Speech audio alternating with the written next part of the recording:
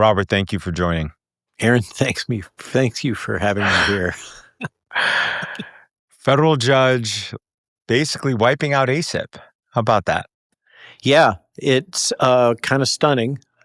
Not totally unexpected, but I don't think anybody foresaw that this suit by AAP, which seemed to be so flawed in so many ways, so egregiously biased, was going to result in this kind of an action of a total stay on everything that has been done by ACIP, by the director of the CDC, by the Secretary of Health in the vaccine space.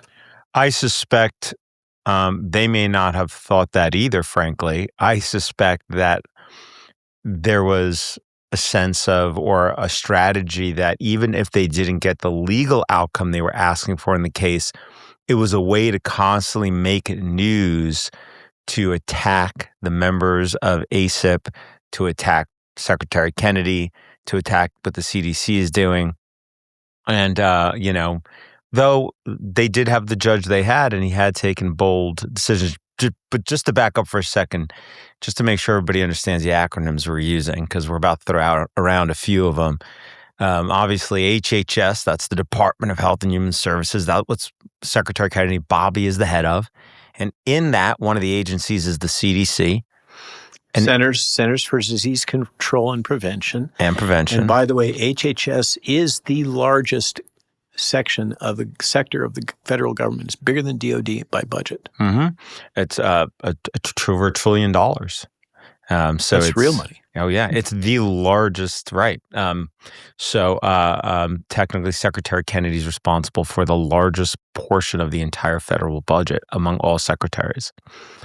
And with a significant portion of that being CMS, which Dr. Oz is doing a great job. That's from all accounts, from everything I've seen, he looks like he's doing a really good job. Because, not to get into a segue, but health is critically important. Our national deficit is also existential to our country. And if we're going to reduce it, starting with the almost $1 trillion CMS budget and getting that down to something manageable and getting rid of all the fraud, it's also existential. But anyway. Big lawyer words. What he's trying to say is, if we don't get a rope around this thing, everything is going to just collapse financially. Let me try again. It's very bad. and okay, here. If I ran my household where I brought in, X amount of money, but I spent X plus 20% of it every year, I would just go bankrupt. The federal government is apparently not of that view so far, but it's going to eventually run out. They can just print more. Well, that doesn't always work. And eventually, other countries who hold so many dollars as their reserve currency, right, will not be happy that we are basically trying to inflate our way out of our deficit, because that makes the dollars they have less valuable potentially. Anyway, other countries and you and me too. So we have got to get a handle on what the heck is going on with healthcare and the disease, the epidemic of disease.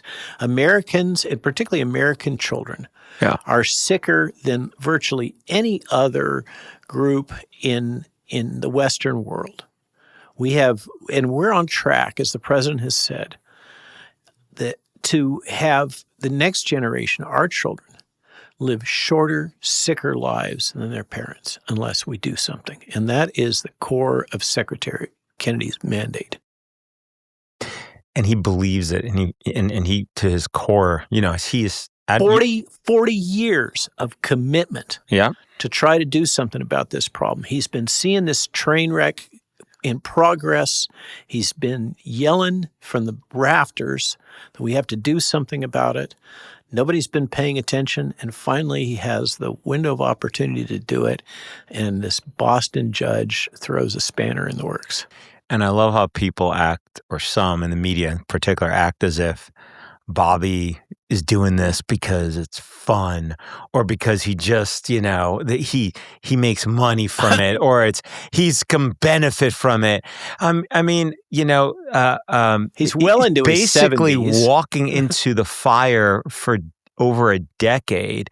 I mean, you know this. He's lost, by taking on this issue, he's lost every single He's lost his family. He's lost family. He's lost political party.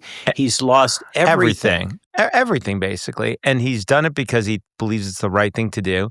And as you might know, he says, he wakes up every morning, and when he prays, he always asks that God should guide him to help save children.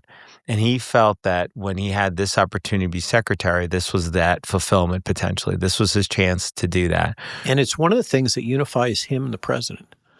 He and the president share this commitment to American children. It's at the core, and I think it's at the core of their relationship. Well, there's judge a man by their actions. Let's put it that way. And based on that measure, Bobby has shown his commitment to that issue. Yeah. Who could dispute it? Well, the New York Times. Yeah. Well, the New York Washington Post. Yeah. CNN. CNN. This is like a rogues gallery, right? That's why they're failing. That's why the business model of that kind of media is collapsing right now. It's why the Washington Post is hemorrhaging positions. It's why CNN is hemorrhaging viewers. Mm-hmm. People are seeing through it. And that's one of the, I think it's really good to take a step back and take a moment and look at what the silver lining is of things. And COVID was an ugly time, and it's still ongoing, but now we can see it. Now we can see their faces. Now we can see their methods. Now we can see their sneaky little strategies for delegitimizing people and ridiculing people and gaslighting people and lying to us again and again and again. And the American public has had enough of it. Yeah. Well, I'll just close it off by saying that I don't know anybody who on this issue has sacrificed more, or maybe almost any, has sacrificed more, has taken more pressure and heat than Bobby has when it comes to this. Once he latched onto, I got to save these kids who are being injured by these products, he's just never let it go, no matter how many times they've beaten him. But and before we get back into the stock market again, because now I feel like back on Rogan, I think that obviously the news of the week is this judge has what the judge has called stayed, that's the judge's own words, all the decisions that ACIP, that's the Advisory Committee on Immunization Practices, that is the committee within the CDC that you, Robert, are on and are the vice chair of. I'm not sure. We'll get into that in a second. And what this judge has done has said that committee, at least 13 of its members, he has said effectively, none of us are legitimate. He says none of you are legitimate. He said he stayed your appointment to that committee. The implication being that it's void ab initio. Sorry, that it's as if it never happened almost, or it's just a nullity or void. Not only that, he said that all the decisions you guys have taken, have voted upon over the last many months. All the advice, because most of them are not really decisions, except for the Vaccines for Children program. That's true. They're advisories that we have given to the acting director of the CDC, because the ACIP, and the judge doesn't seem to get this through his noodle, the ACIP doesn't set policy, and nor should it. It's an advisory committee. Right. So all of the votes that you've taken to give your recommendations, which is what you're doing to the director of the CDC, on whether for example, should this vaccine be added to the schedule? Should it not? Should this vaccine be routinely recommended? Should it not? And so forth, including and those are votes to add a vaccine to the Vaccines for Children program. Right. And we'll get into that in a second. The judge has wiped those away as well. And so as things stand, and the judge has said that that without getting the advice of ACIP, the vaccine committee and the CDC that you were a part of, the CDC cannot act when it comes to the vaccine schedule. Yeah. It's literally said that. But then he says the vaccine committee is not proper, is gone. So essentially, as things stand right now with this current decision in effect, unless it's appealed, unless it's reversed, the CDC's hands are completely tied. The entire Article 2 branch of our government, Article 2 of the Constitution, the entire executive branch is not allowed to do anything, it appears, with regards to the vaccine schedule and vaccine policy. What the contours of that, where does that line end? Not clear. Judge doesn't make that clear, by the way, in the decision. So it's pretty incredible, and we can get into the reasoning. But what was your reaction when you first read or heard of that decision? I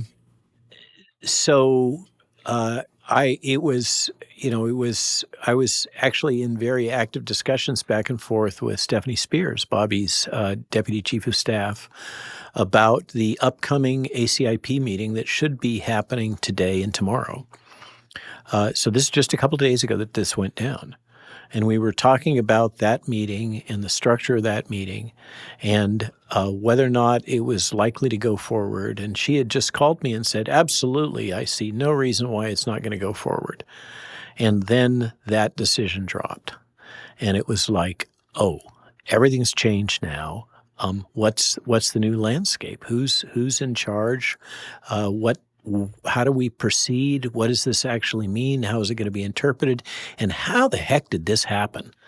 And out of the blue, it's as if the leadership from my perspective, my little perch, it's like the leadership had not really processed. We're going to have Retsef Levi on, who's an expert in risk management. Mm-hmm. It's like the administration never did a risk analysis and said, what if? And then it hit, and they were gobsmacked. Well, maybe the Department of Justice should have done a better job in defending against this lawsuit. And just to set the stage, this lawsuit was brought not by parents, not by the public. It was brought by a trade group, the American Academy of Pediatrics, who's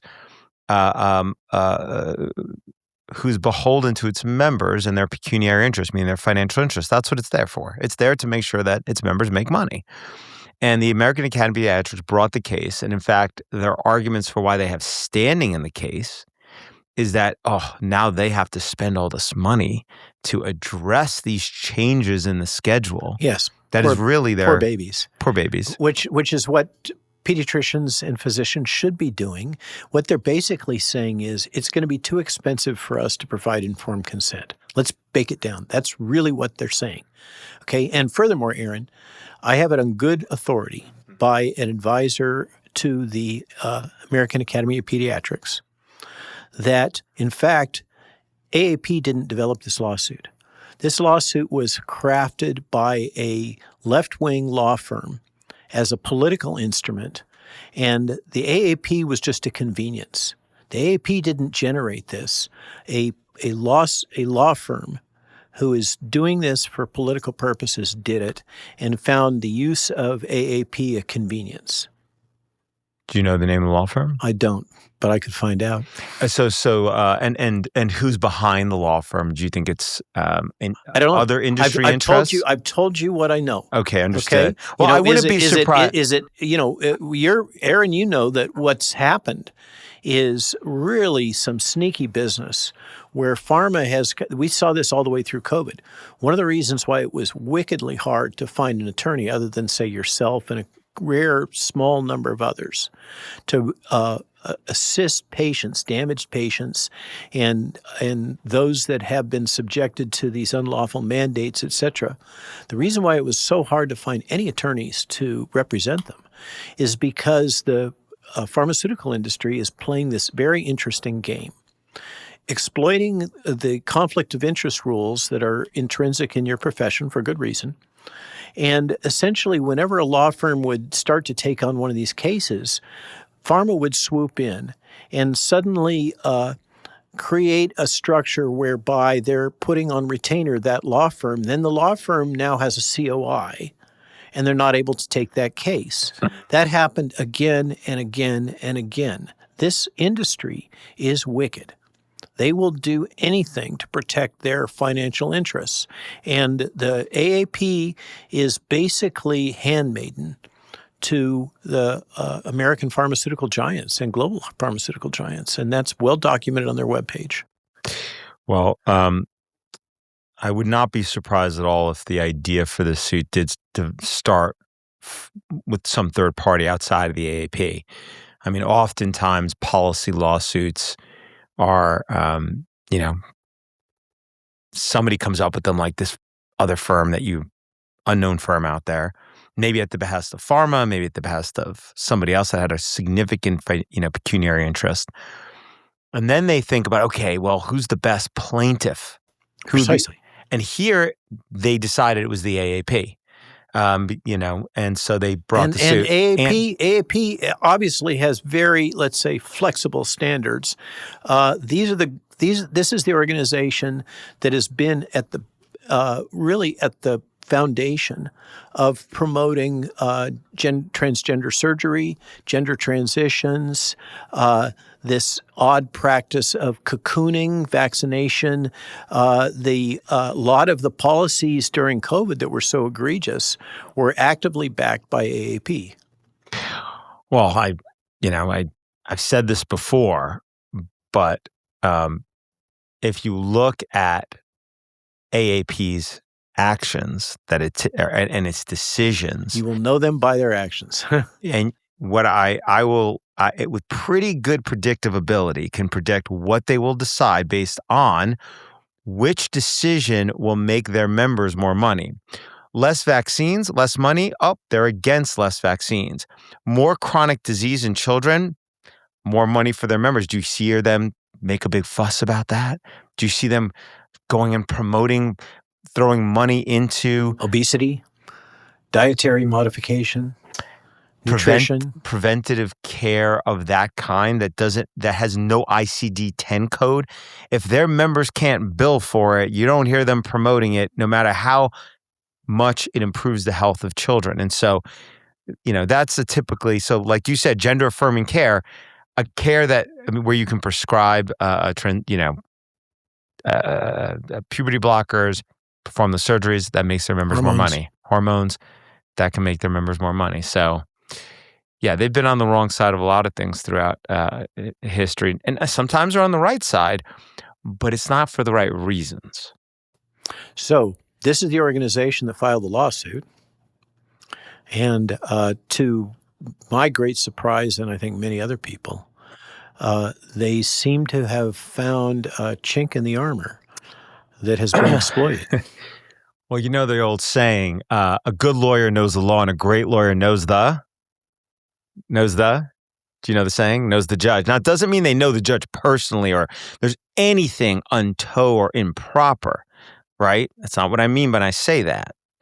It means that they know, the way the judge is likely to rule. I suspect that had they, there might be a reason they chose to file. I'm not accusing anybody of doing anything improper, just to be clear. I'm just saying that maybe they went to Massachusetts. Why wouldn't they file in Massachusetts? It's the home of American biotech. I'm sure they were thinking of filing in deep Texas initially, and it just turned out to be in Massachusetts, just by chance, I'm sure. Yeah, and so then, you're the expert in this, so that gets filed in that district court, and somebody in that court assigns it to a judge, and it just happens to land on the bench of the judge who is tight as a tick with Elizabeth Warren, Chuck Schumer, and has a rich recent history of, gently put, judicial activism. Well, it's supposed to be random assignment in federal courts, okay? And so when you file your case, it's supposed to be random assigned. Obviously, the random assignment is only randomized to the division in which you are typically going to have your case in. So obviously, it's not random nationally. So there are, divisions or districts, and it varies. So So, for example, the District of Massachusetts has a certain number of judges, and you can look them up and you can see who appointed them. By seeing who appointed those judges, you can get a sense. By the way, yeah. Aaron, where is AAP based? Do you remember? Wait, I think I did know this. I don't recall though. Okay, guess what I'm thinking? Illinois. It's Illinois. Governor Pritzker. Okay. Huge building in Illinois. Yes, I've seen the picture. How Massachusetts is the right venue for a lawsuit from a Illinois-based nonprofit?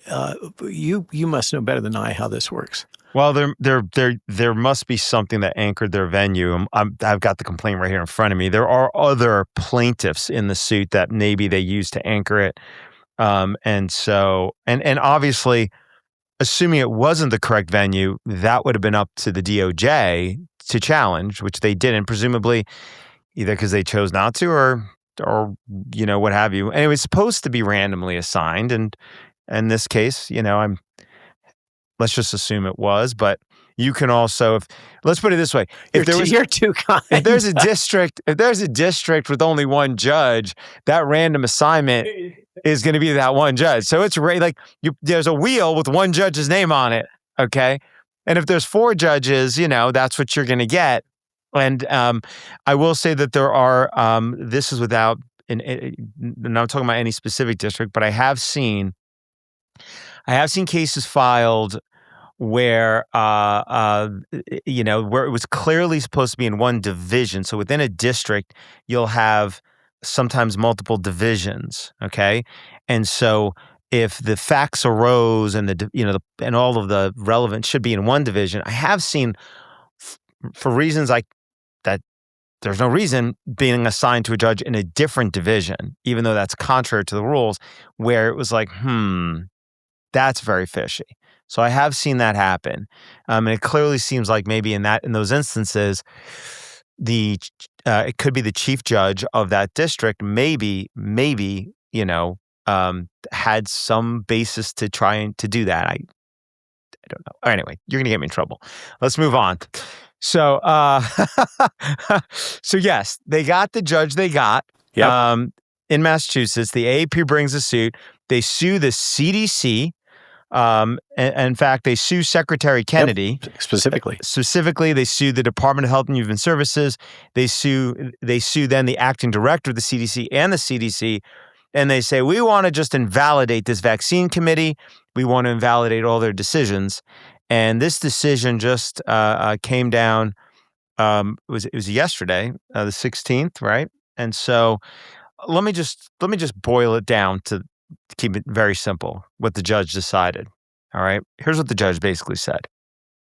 He said you do have standing, AAP, because this will affect you in terms of having to spend some money, and because it does go to your mission, which is to increase vaccination, which also goes to what they say should be the mission, apparently, of the CDC and this committee. All right.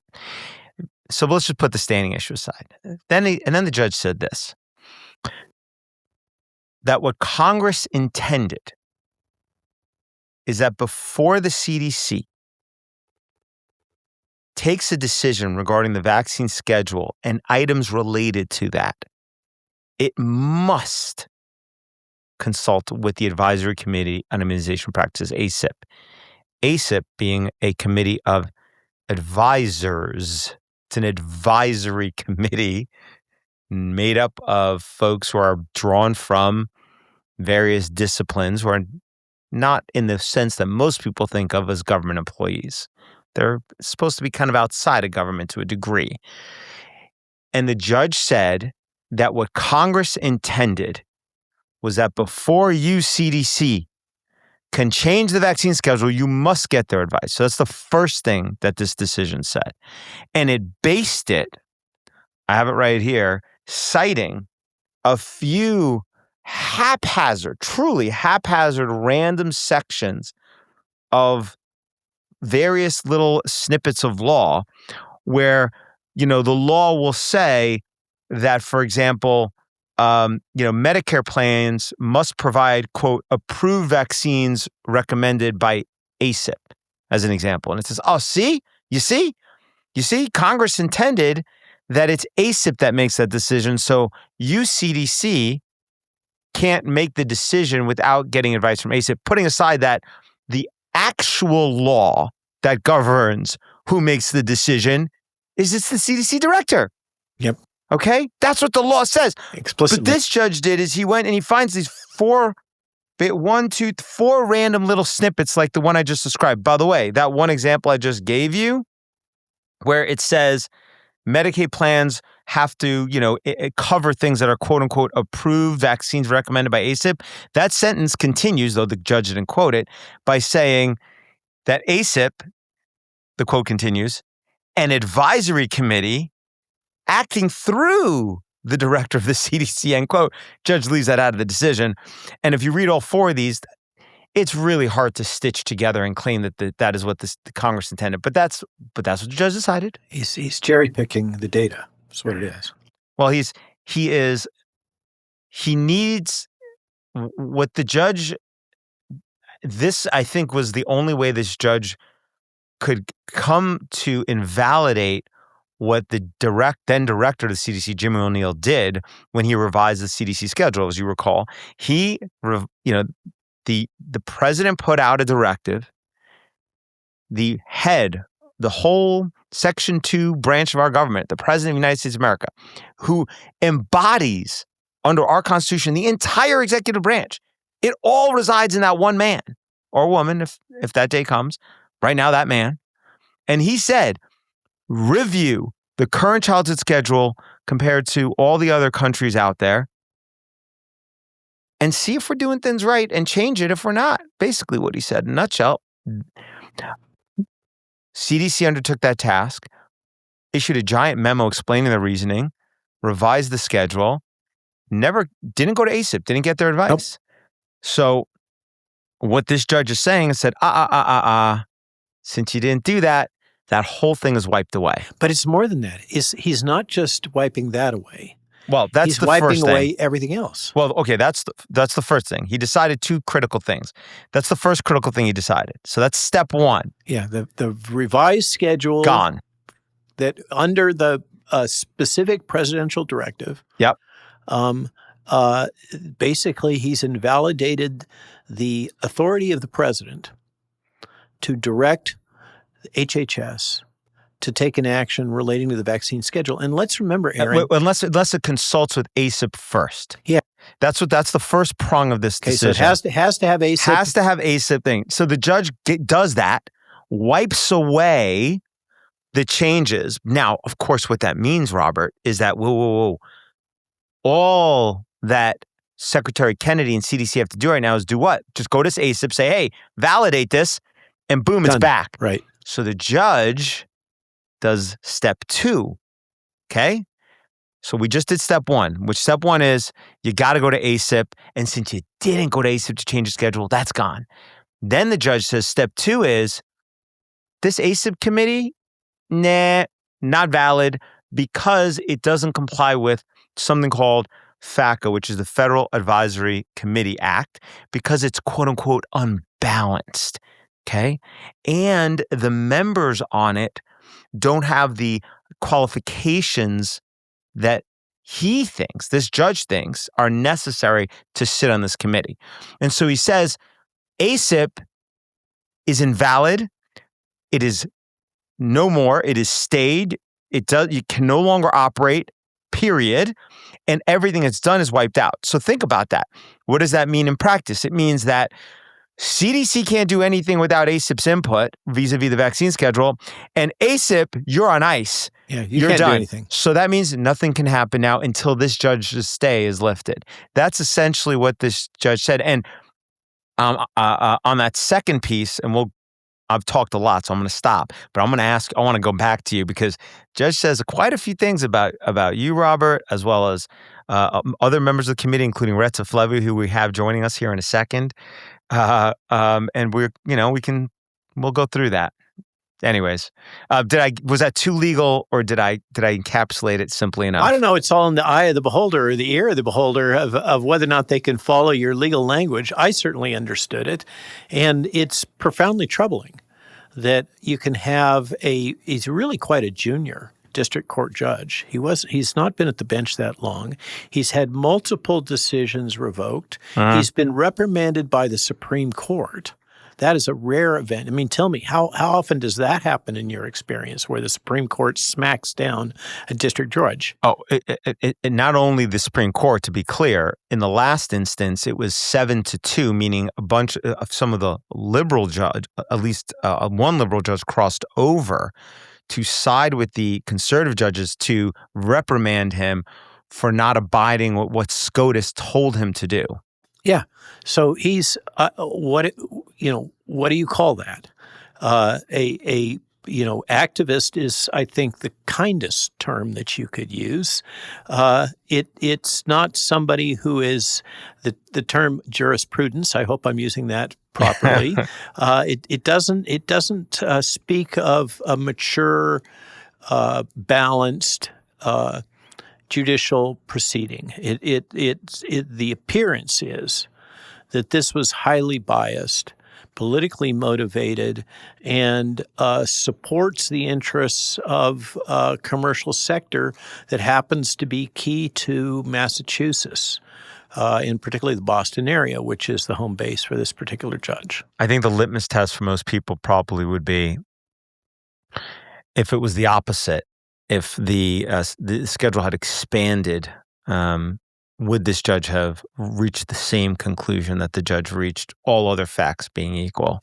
I think that's a fair question. American people have a nose now for this kind of stuff. And the question is, are they willing to stand up and say this is not right? Well, I'll give this judge one thing credit for. He's got the courage of his convictions, doesn't he? That's fair enough. He probably knows he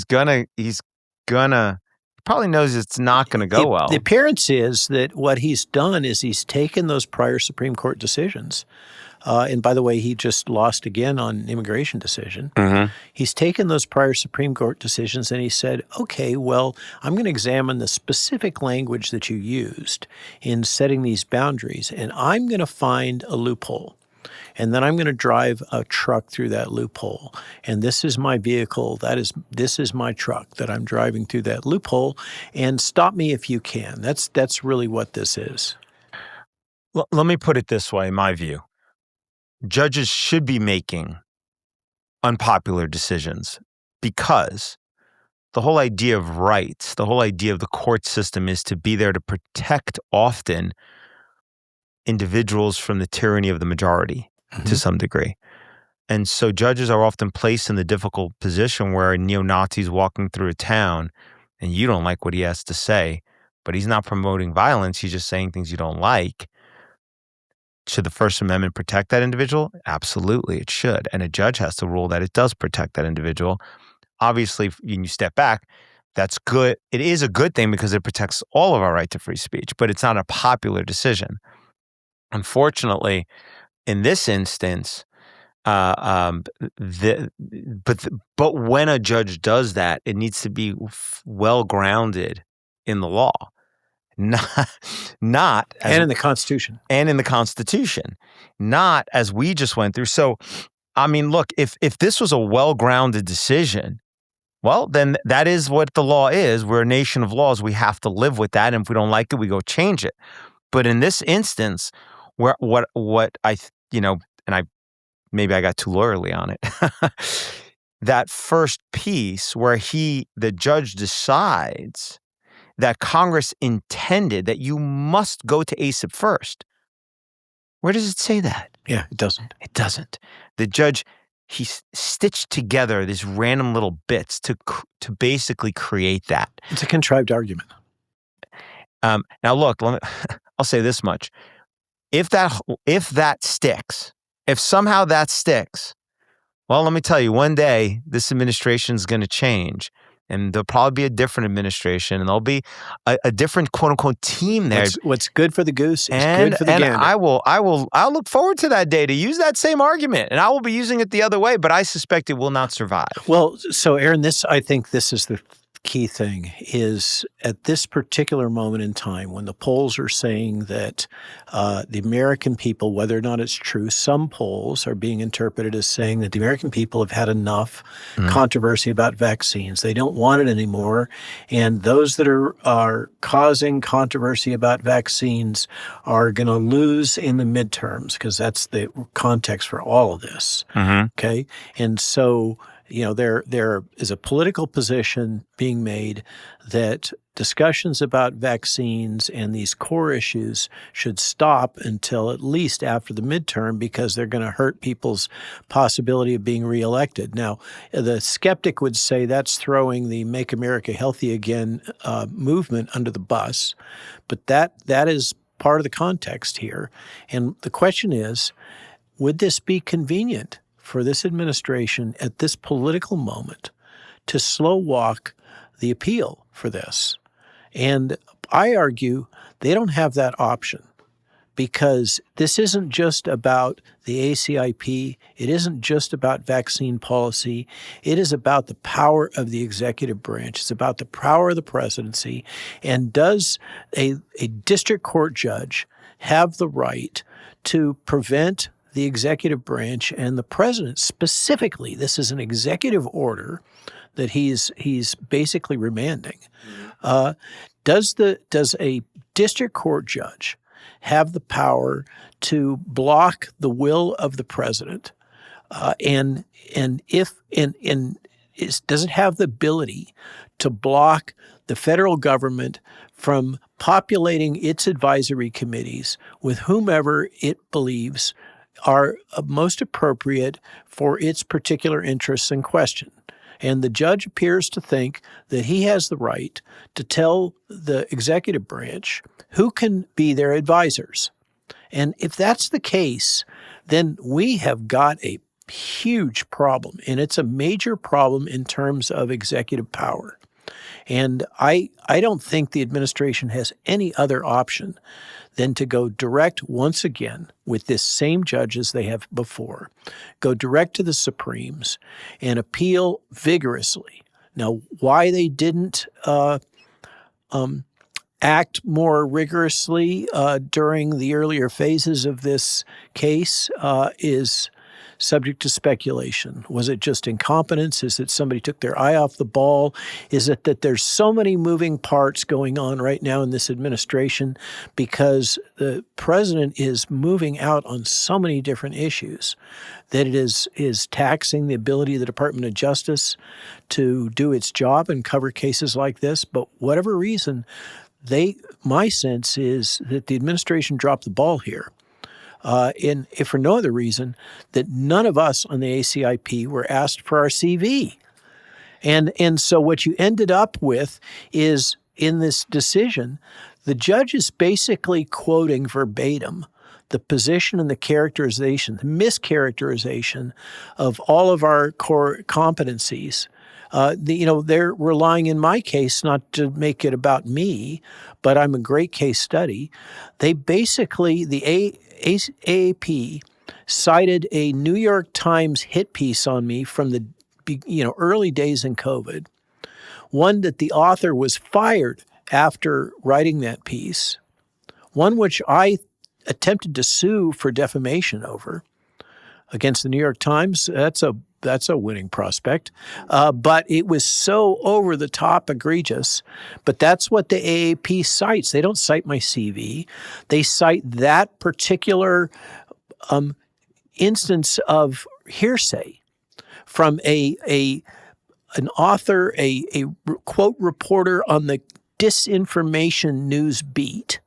Okay, that the very biased article, that's their basis for characterizing my background and experience in vaccines, as opposed to it being what it truly is over 30 years of experience spearheading things like what's now the Merck Ebola vaccine, testifying to the World Health Organization on influenza vaccine technology, leading clinical development on a $300 million cell-based influenza contract, running multiple clinical trials, supporting the Dynport Vaccine Company, which is the firm that had all the responsibility for advanced development, that's clinical research, of all of the biodefense vaccines, et cetera, there was no recognition of any of that experience. And furthermore, our government didn't even bother to ask me for a copy of my CV to submit to the court, or for the director, or for Retsef Levi, or for the multiple physicians that sit on the committee, or the well-qualified epidemiologists. They didn't ask for any of that stuff. So the judge basically just took the, I believe to be, derisive, really slanderous characterization of the AAP at face value. Well, why don't I read you what the judge wrote? And in fact, why don't we bring in Dr. Retsef Levi, since this quote involves him as well. You there, Retsef? Retsef, are you there? Yes, do you hear me? Yep, we hear you. Welcome. Hi. Thank you for joining us. Hi, Robert. Hi, Aaron. Retsef, are you joining us from some obscure community college in the Midwest? No, but I'm joining from the city where the source of the problems emerges. So unfortunately, I have to associate myself with the city, with the same city as the judge. But I'm here in the Boston area, and you serve as a full professor at one of the top academic institutions in the world. I'll say the name, MIT. Yeah, that's what they say. That's what I think. That's what appears on my CV. To be honest, I think that if one thing we've seen over the last 5 years in particular, that credentials by themselves are not necessarily a testimony of reliability, scientific approach, courage.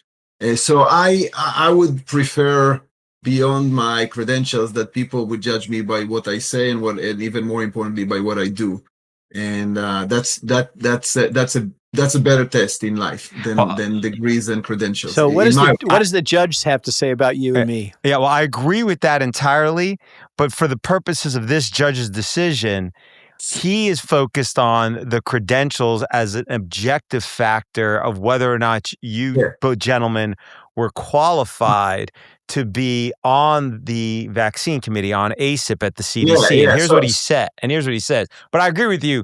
I agree with you for sure. I have something to say about this, but why don't you read it first? Why don't you read this person? He says, 3 of the current ACIP members, Dr. Retsef Levi, Dr. Robert Malone, and Dr. Catherine Stein, though they have some experience, arguably relevant to ACIP's function, appear to lack the qualifications and experience to constitute expertise in vaccines and immunization. Now, and then there's a footnote where, by the way, Robert, he says about you, the only evidence in the record, and this goes to your point, why didn't they build up everything you just listed? Why was it not in the court papers? The only evidence in the record of his expertise, meaning you, Robert, related to vaccines is that he was involved in early research on mRNA technology in the 1980s and 1990s. Even crediting that experience, the court cannot conclude that this experience 30 plus years ago constitutes the requisite expertise necessary for ACIP today. And then it says further, the scope of his role in that research is disputed, citing the New York Times. And so that's what he cabins your experience. And Retsef, they similarly, cabin your experience. Of course, just 2 quick points. First of all, just to be clear, the judge is using the language expertise in vaccines and immunizations as if that is what is required, when that is not actually what the charter of ACIP provides. It doesn't just say expertise, by the way. It says, I'll flip to it if I can find it. It says that you need to be knowledgeable in the fields of immunization practices and public health, or you can have expertise in certain other things. So it's really just a question of being knowledgeable in those fields. It's not even have to be an expert, by the way. That's not even the standard. If I might add, the charter, which has those requirements, you know who adopted it? Secretary Kennedy recently readopted it. So the court is saying that Secretary Kennedy's own adopted charter for ACIP, that Secretary Kennedy picked people that didn't qualify to the very standard that anyway, let's not go there. Certainly. Okay, with that said, I'll let you, did you want to respond to that, Retsef? Yeah, no, maybe share a few thoughts. So the first thought is that to me, you mentioned that to me, the credentials of someone stem more from what they've done and what experiences they had in life. And I'm happy to kind of remind people what my experiences have been. But I think that the other interesting point of that is what is the perception of what is required for the discussions that are taking place by ACIP, and what are the disciplines that you need to bring to the table when you consider questions like vaccination policies. And I think that the approach that AAP and others conveniently represent are very narrow in what they consider as relevant. I would argue that when you think about recommending vaccines, like any medical intervention, but maybe even more so because this is the only intervention that you actually give to healthy people and sometimes to healthy babies. The notion of understanding risk and being able to leverage data at scale is absolutely critical. And you need to compound that with clinical experience of what does it mean to manufacture these products and what are the risks that involve that could emerge from that. What are the risks and practical aspects that could be with interacting from the process of interacting with patients. How different things will be documented through the clinical process, because a lot of the data that we use to inform these vaccination policies is generated by a healthcare system that you earlier talked about some of its deficiencies. So you really need to bring to the table a very diverse set of expertise that I can say with quite a lot of certainty that I don't think that only one or a few disciplines would be able to encompass. So by definition, I think you need to bring to ACIP a very diverse team with those experiences. Now, we all read about the revolution of AI and data that is transforming basically every aspect of our life, right? And for some reason, that revolution seems to be ignored by the people that are involved in public health and specifically in those decisions about the vaccination policies. So, if I may say, I think that if you actually consider the previous ACIP compositions, I think they were narrowly the set of expertise that they represented was very narrow. I'm not even talking about some of the other potential biases that they had. And I think that if you compare it to the current ACIP group, I think you actually see quite an impressive combination of experiences that complement each other, coupled with the independent minds that are not afraid of debate. And I want to remind people that if you actually look on the history of the votes of this group of ACIP, it was far from being unanimous.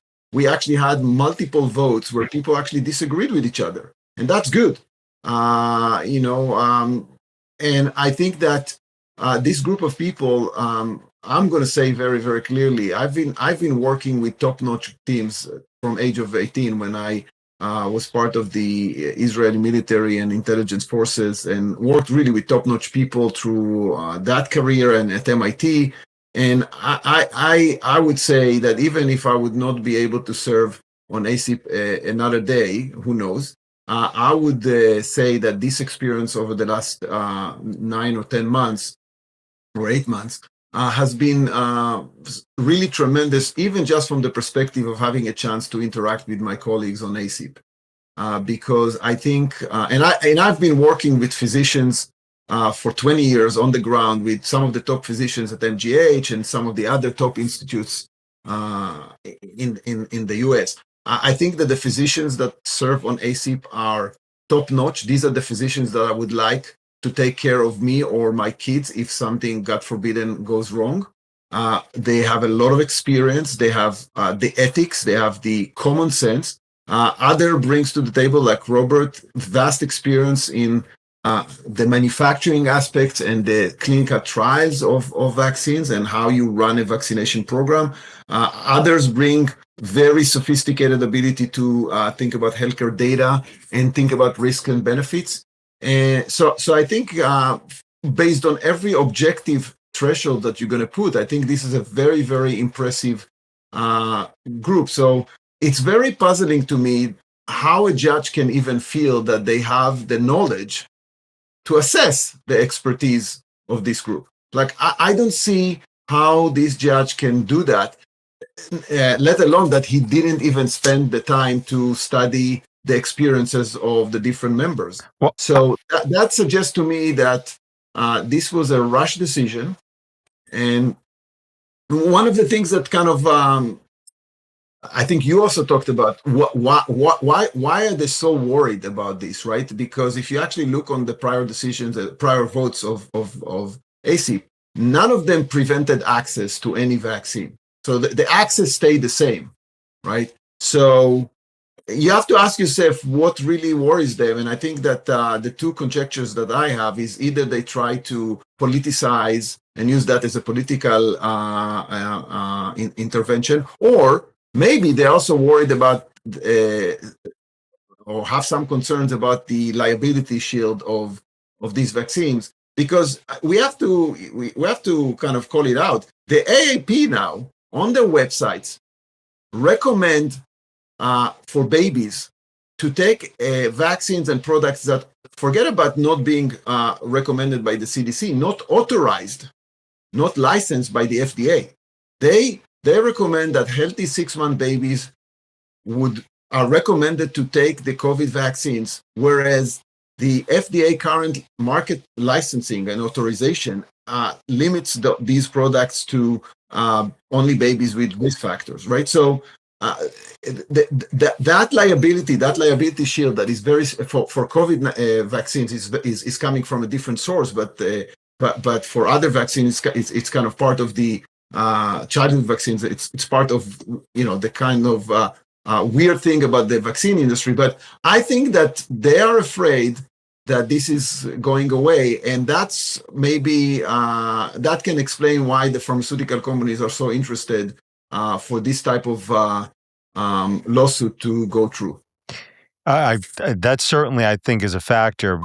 Going back to what you said about the thinking and the reasoning of the judge, how could this judge, you said, ignore the broad expertise that this committee has and the value that could have by providing an alternative perspective, if nothing else, right?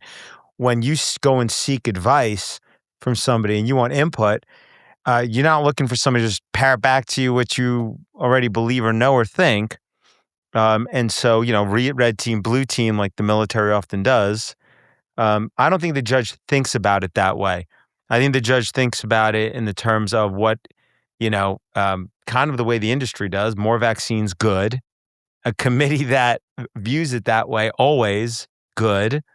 A committee that's driven by opinions, not by expertise. So that's one piece. I don't think the judge thinks. I'm not in the judge's head, but I don't think the judge thinks about it that way. You're suggesting a bias, a judicial bias. Well, everybody has bias to some degree that is aligned with what many observe to be almost a philosophy or religion of advancing vaccines and believing in the thesis that they are all fully safe and effective, when in fact they're like any other drug. They have their risks and benefits.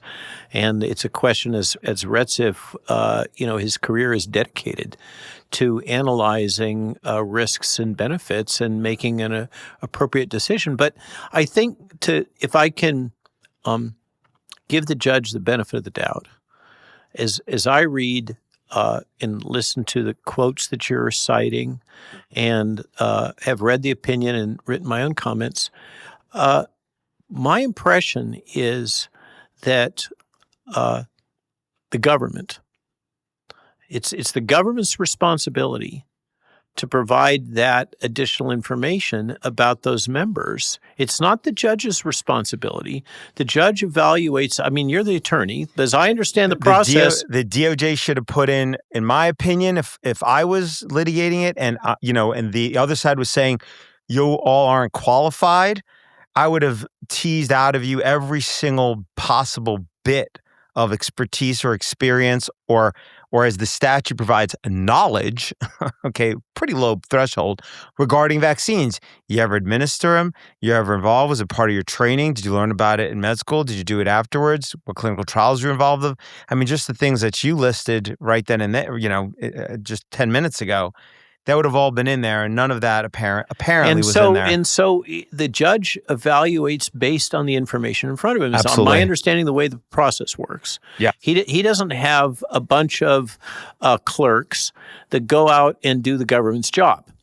The court even said, by the way, in a footnote, so the court recognizes there may be evidence to demonstrate that each of these individuals have more relevant experience or expertise than what is before the court at this juncture.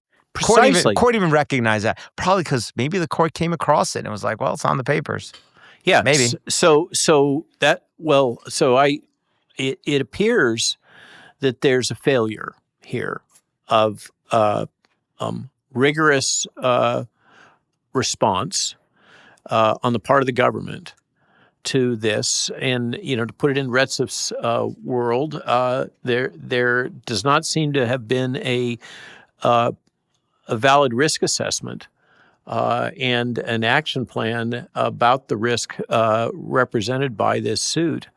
So in a sense, trying to look through the lens of the judge's position, if he didn't have a well-reasoned counter-argument, what option does he have?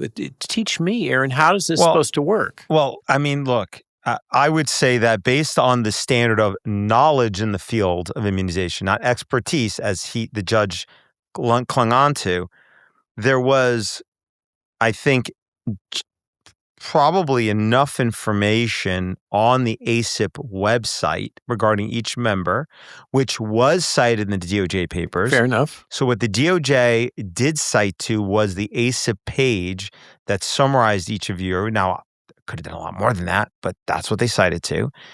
And that should have been, I think that should have sufficed. But because if it doesn't suffice, again, I will say this.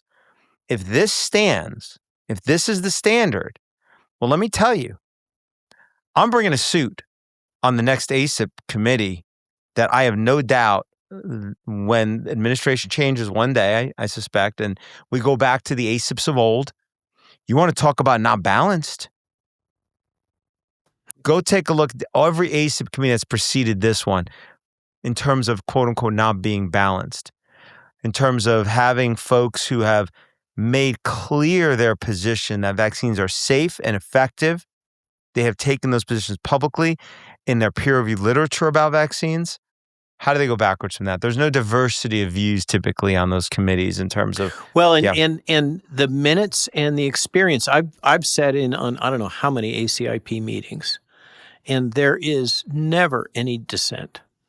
It is so unlike what has happened under our current structure and leadership, where with this committee you have very active discussion, debate, dissent, and diversity of voting, as Retsef has pointed out. Yeah. It's completely different from the tone, the tenor, and the scope of any prior discussions that I ever remember. Which is what it should be, because the whole idea is the industry has a massive, gargantuan interest in getting it licensed and then critically, routinely recommended, because once it's on that schedule, it's covered and is voted in the Vaccine for Children program.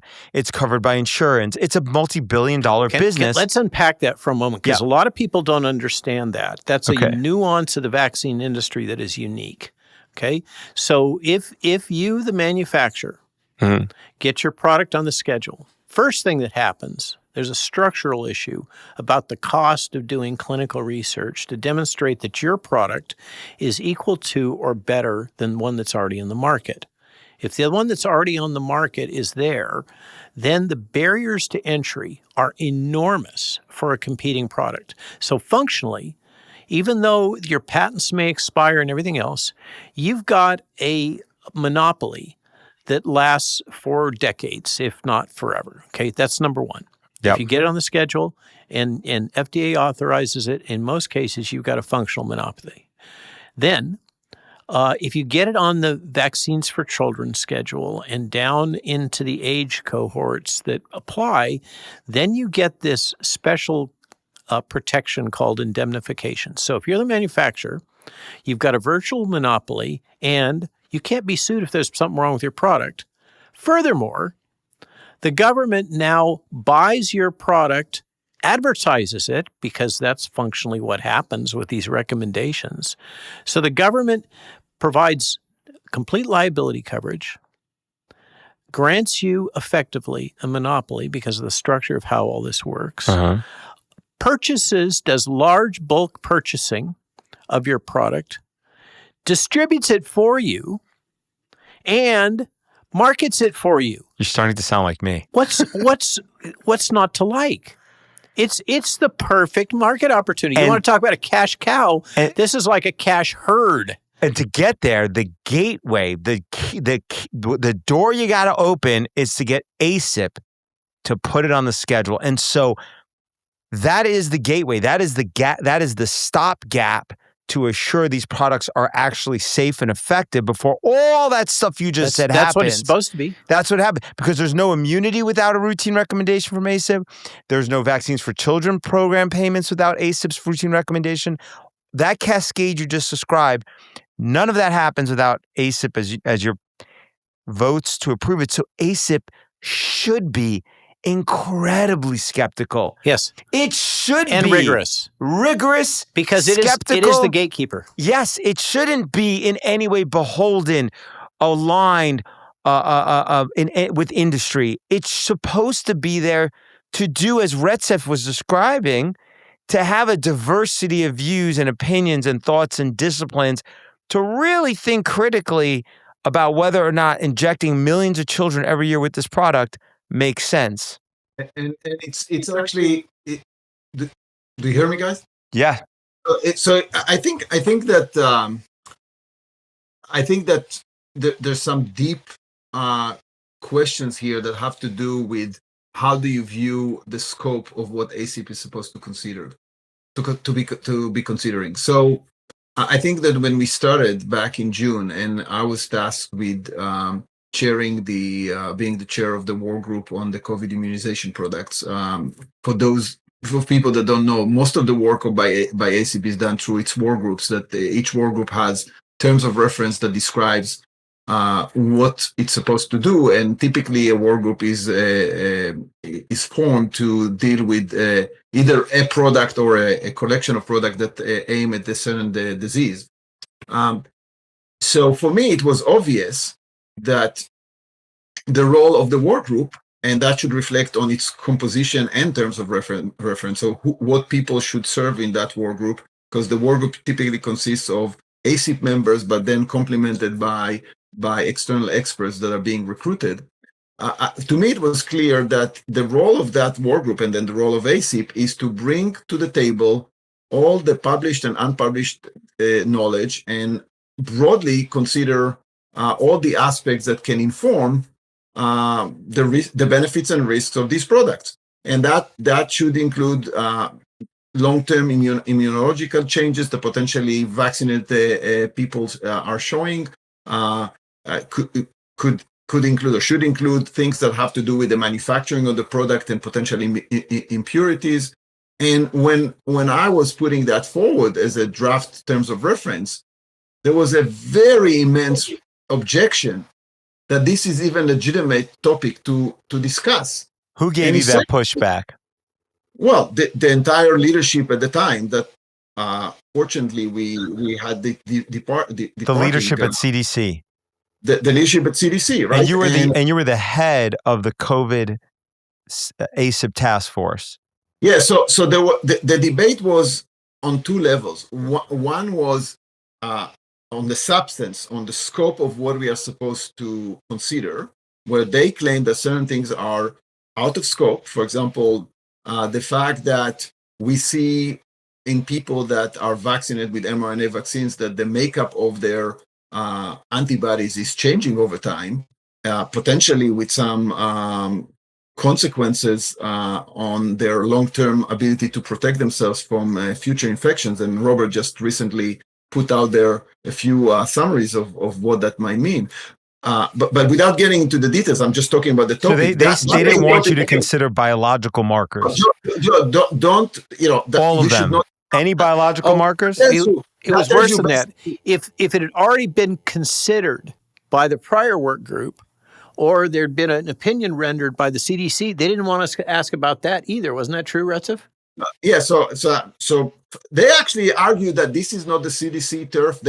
We are not supposed to discuss it. And my point was, what do you mean? Like, we need to bring, our job is to inform the CDC director, give them the best advice about what is known and what is not known about the benefits and safety of these products. So we need to bring whatever information is relevant. And that would look like an obvious statement. By the way, it also includes the FDA information associated with the licensure package. Are you trying to say that how the product might change biological markers might be relevant to that question? Yeah, that was the argument. I was shocked. I was like, what?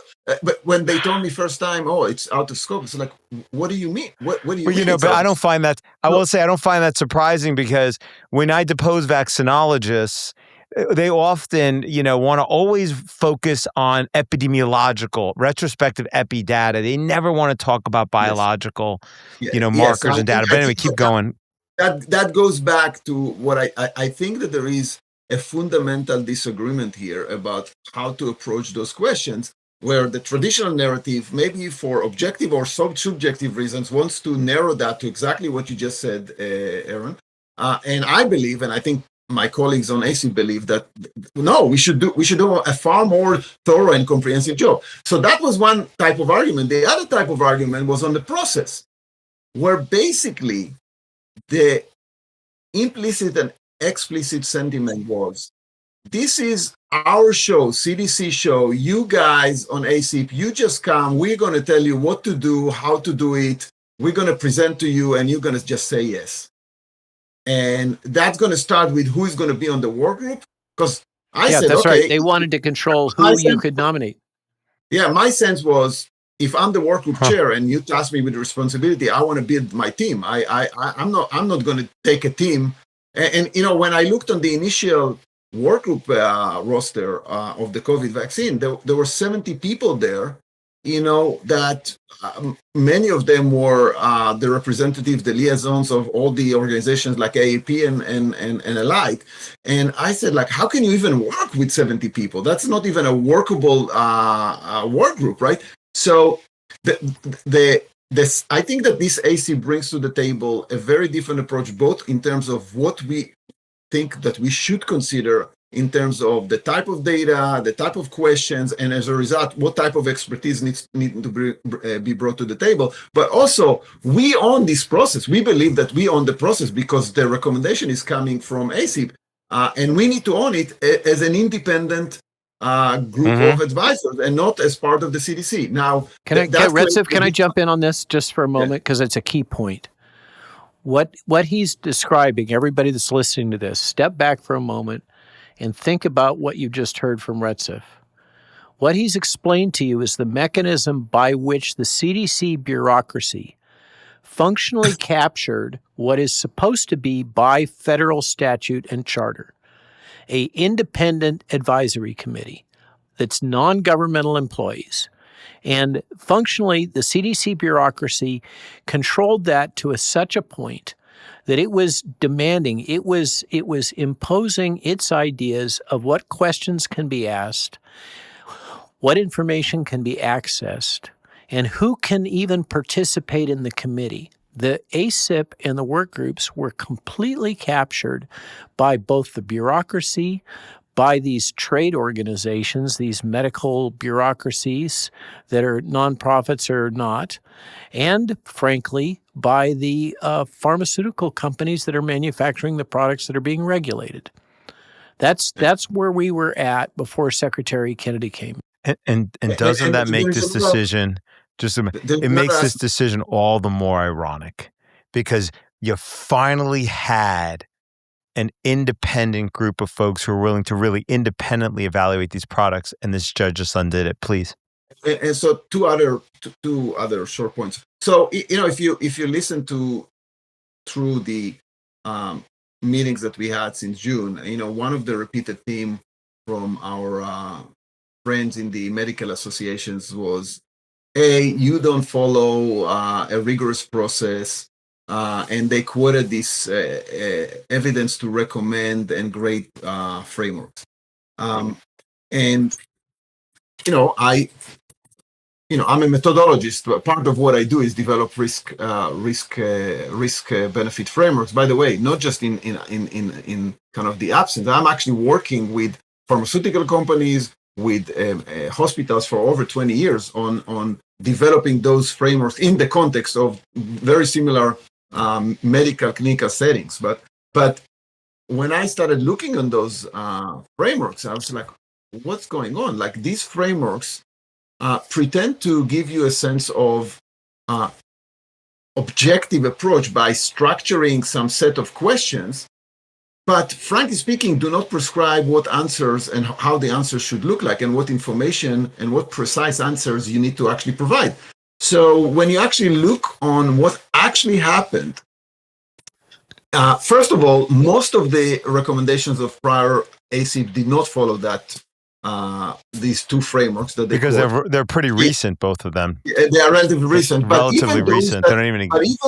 But even those that followed, you actually look at this and lack of consistency, throwing at you information and data that has nothing to do with the decision. And we actually felt that this is not appropriate. And so part of what we started to build here throughout the actual working is really new methodology that really asking very precise questions and require the right data to be presented, or be honest and tell the public what we don't know. Like, what are the uncertainties? What do we know and what we don't know? So, for example, the most, and Aaron, you would probably resonate with this. This will, I bet money that it will resonate with you. Often we hear in those discussions, we have no evidence for harm, right? Oh, everything is okay, no evidence for harm. But the problem is that nobody is discussing what actually did you measure? Right. What is the statistical power of what you measured? And in fact, in most cases, you're not going to be able to detect anything. The clinical trials that often are being used are grossly underpowered. Our post-marketing surveillance systems that are declared and claimed to be the best in the world are not exactly very efficient. And you can actually show statistically that even very glaring signals will not be detected. And yes, I know that they like to, pride themselves that they detected myocarditis, but frankly speaking, they did not detect myocarditis. No. Myocarditis was detected in Israel. And was actually for a while was rejected and ignored by the regulatory authorities in the US.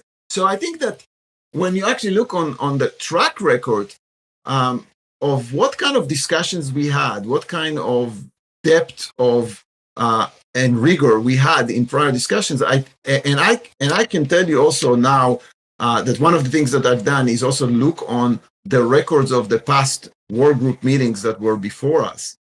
And I'm not going to get into details, but let me just put very kind of, I would try to be polite. I did not come very impressed by reading them. It's not that I felt, oh my God, these people did the most rigorous process and really set a very high threshold that we will need to comply by.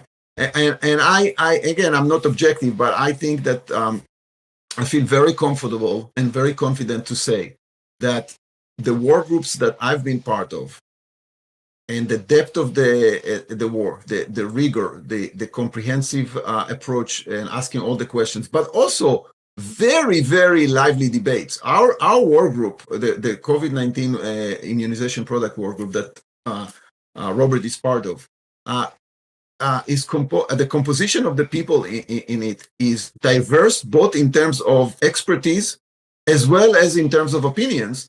And in fact, it also includes people that served traditionally on this work group from the prior ACIPs intentionally. And in fact, if you remember, in one of the ACIP members, we actually wrote this minority opinion group to speak to the ACIP for the first time. There was a minority opinion being brought to present in the ACIP meeting, but very, very robust discussions and debates. And one of the things I feel most proud of that work are those debates, because they were rigorous, they were passionate, but they were also very, very respectful. And to me, that's what is missing currently in our society in general, but specifically on vaccines, but maybe more generally, the ability to disagree and argue as scientists and not villainize the other side, and just acknowledge that, yeah, we can think differently about certain things, and we're still respecting each other. And to me, that's one of the things I'm most proud of what we have been doing so far. And I think it's very unfortunate that the process that led to the ruling by the judge did not consider all of these aspects. And for whatever reason, if it's because of the judge or maybe some deficiencies of the government. The last thing I want to say is just to point out that, to the best of my knowledge, the current charter of ACIP is expiring by the end of this month. So there will be a question now how the new charter would look like, and what is it going to include. And I think that's going to be interesting to see how does it affect this legal litigation as well. And I think what it looks like will also help answer the question, Robert, that you brought up. What is the commitment of probably the White House? I think is fair to say, because we know where Bobby's heart is. He's all in to doing what's right and really fixing this issue. Retsef, thank you so much for joining us. Robert has I'm going to have fun now. I'm going to watch a Celtic game. So you're going to what? I'm going to watch a Celtics game. You enjoy. Okay, good. Well, Robert's got a TV hit actually, so we're going to take a break now anyway, so he can go do his TV hit, and then we'll reconvene shortly. Enjoy the Celtics game. Bye. Bye, Retsef. Bye, Robert. All right, we'll take that break now, and we'll reconvene shortly. It's quite a position, and there's no question that Retsef is a major thinker in this entire space of risk analysis, risk-benefit analysis.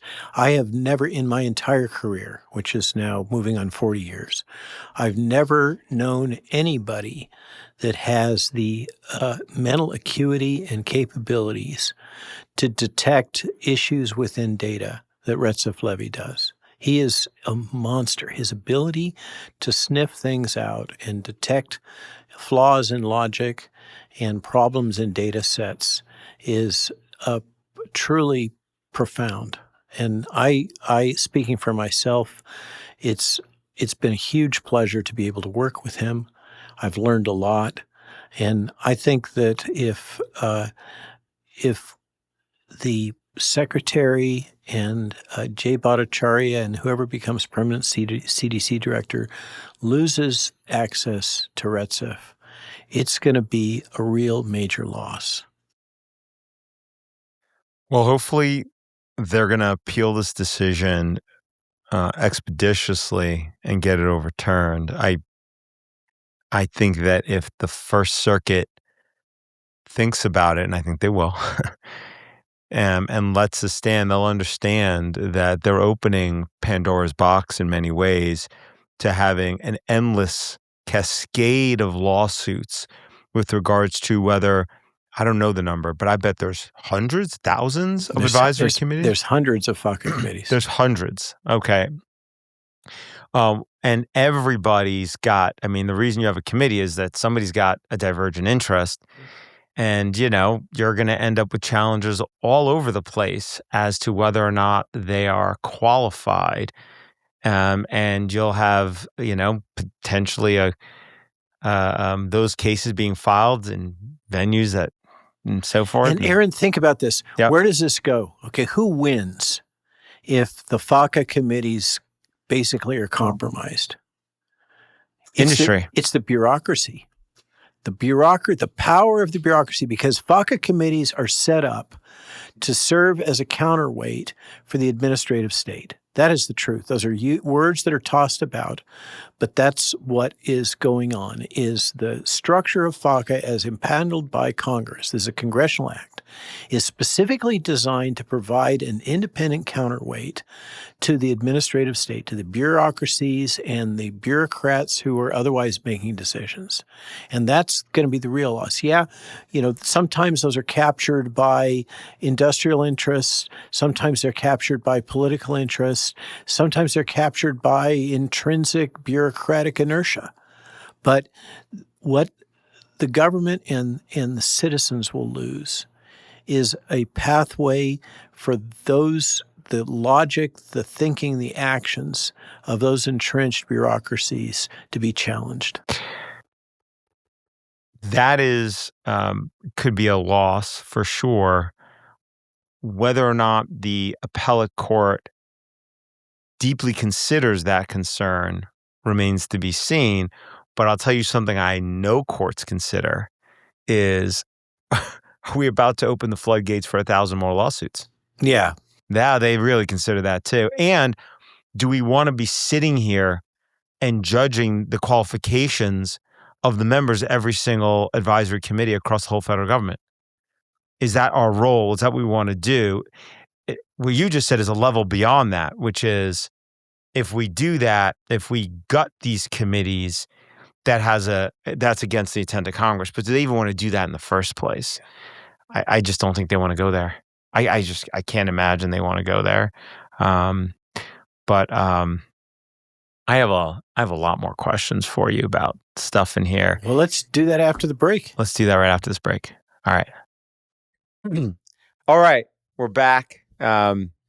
So picking up sort of where we left off, which is back to this court decision. And I want to talk about what are the implications of the judge's decision. What are the immediate practical effects? I know you've got some thoughts on that. So I think a lot of us that actually think about cause and consequence have been pondering this and discussing it. It's because it's only been a couple of days at the time that we're recording now when this came down. One of the things that doesn't seem to have been processed, and I spoke to some senior leadership in HHS earlier this morning about this and about what they perceive as key issues, and they really hadn't thought through the implications for the Vaccines for Children program. And to my eye, as I've looked through it, and I had a discussion about this the other morning with Daniel O'Connor of Trial Site News. He's just written an article about this very topic of what are the impacts on the Vaccines for Children program. And if there have only been about 4 or 5 decisions or recommendations, actually in the case of the VFC, for the Advisory Committee on Immunization Practices, that Congress has bizarrely granted to this unelected committee the ability to make decisions that result in massive federal spending to purchase these vaccines and distribute them largely to children who are disadvantaged in some way socioeconomically. 40 to 50% of all childhood vaccines are paid for by the Vaccines for Children's program in the United States. It's a massive buy. It's things $7-8 billion right now. And a year. In their infinite wisdom, Congress has granted to the ACIP the right to authorize those expenditures. And so there have been about 4 or 5 decisions that relate to the Vaccines for Children program. And just to give you a sense of the mechanics of how this works. When you say 4 or 5 decisions, you mean ACIP during the period that the current... Since Secretary Kennedy has impaneled the current ACIP. Right. There's been about 4 or 5 decisions. that have authorized the Vaccines for Children's program to pay for certain vaccines. Or have more, let's modify that a little bit, that have impacted on VFC process and decisions. Right. And because the majority of them have those decisions have related to things like authorizing the seasonal influenza vaccines, okay? Mm-hmm. And what the mechanics of how this works is that anytime the ACIP comes up with recommendation language that they're going to vote on, and that's a recommendation to the director of the CDC or to the secretary of HHS, is the way it works. Anytime that's done, there's a individual within the CDC who reports to Oz in CMS that will come in and, together with a team of lawyers, work on wording that parallels that recommendation, but specifically relates to the Vaccines for Children program. So that's why we always have these two votes on any key issue, is because we have to have the vote relating to the language for the recommendation to the director of the CDC, and then we have to have this legally binding vote for the Vaccines for Children. So that has to all be vetted by the attorneys, et cetera. And then, so what are those decisions? As I've looked through it, they have to do with authorizing the most recent, last year's influenza vaccine composition, which turns out to not have been very effective, by the way, and issues about, for instance, the COVID vaccination changes in policy that resulted in, as Secretary Kennedy likes to emphasize, not a restriction on the availability of products for individuals, but shifts in the recommendations for whether or not those are recommended or are put into this different category of requiring shared clinical decision-making between the physician and the patient. So that makes it kind of optional. And so anytime we make any of those changes, there's had to be wording to make, because frankly, the administration is very concerned that this is a fundamental policy position, that the ability of Americans to access vaccines, and that includes the poor, should not be affected by changes in the policy recommendations for whether or not these are advised or recommended, or whether they are put into this shared clinical decision-making category. So what's happened with those decisions is that with this judge's position that basically walks back those decisions on policy, it's also walked back the VFC authorization to what it was previously. So functionally, it is returning the VFC recommendations to what they were before, and functionally there's no real change, because these were carefully worded so that they preserve the access of patients. Now, the one that is going to make a big difference is one of the very first votes we had, and I took no end of grief from social media for this, which was the vote to support recommendation of a new respiratory syncytial virus monoclonal, typically for use in neonates or very young children at risk for development of respiratory syncytial virus, which can kill children.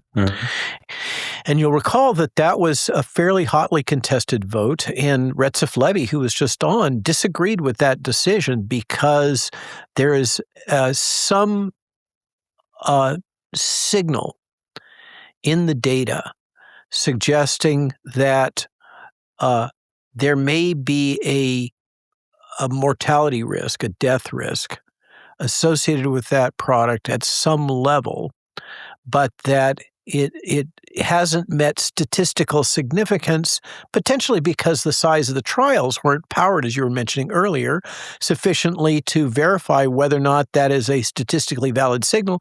And the case can be made that one of the trials was stopped, paradoxically, strangely, right before it hit statistical significance.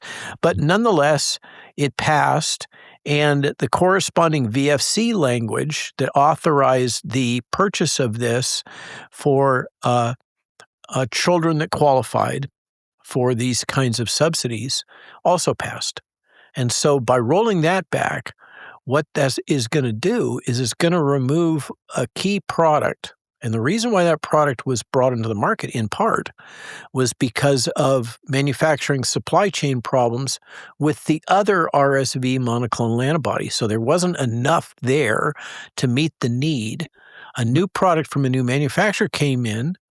That new manufacturer, of course, asserts that it's a superior product. That could be argued. But in any case, that product, which had there is a logic for why that was on the market and why FDA approved it. The subsidy for that is no longer going to be present. And so the consequence here of the judge's ruling is going to be to withhold subsidized access for a key monoclonal antibody product to protect newborns and infants from respiratory syncytial virus. I doubt that the judge had thought that through. Well, I don't think so, and it goes to the heart of the bias I think some people perceive is that had the judge thought it through, I think most people think, well, maybe the judge would have carved that out if he could. Not only will just to make sure everybody understands, what exactly the Vaccines for Children program is and how ACIP is critical to it. ACIP has to vote, yes, to add a vaccine by to congressional the vaccines status, by congressional statute. It's in fact, as far as I'm aware, the only time that a advisory committee has the ability to force the federal government to spend money. Yeah. And not just a little money, not like a new desk, billions of dollars literally every year. And in fact, if ACIP, the way the statute is written, is ACIP doesn't vote to add a product or a vaccine to the Vaccines for Children program, it is not covered. So looking forward to the next flu shot and the next COVID shot.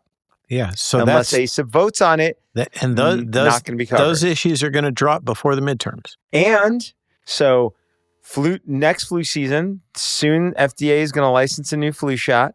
And now ACIP would normally convene to vote to recommend it and to add Vaccines for Children.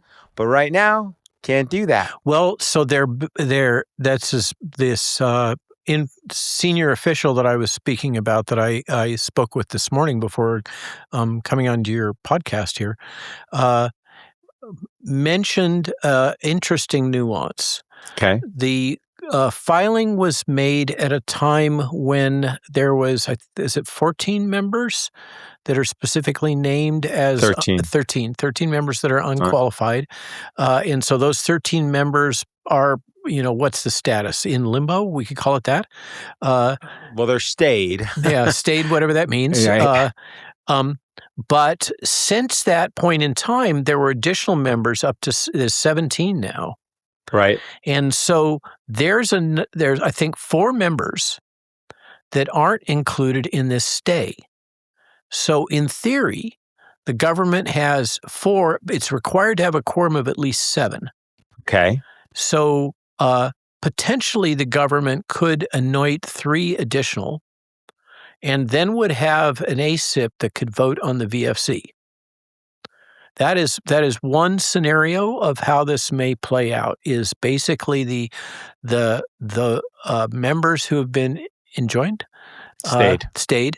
The members who've been stayed. You're stayed, Robert. I'm stay. Okay. Sit. Robert, sit. Shut up. Well, there is that too. I mean, we were also told to not talk to each other as a committee.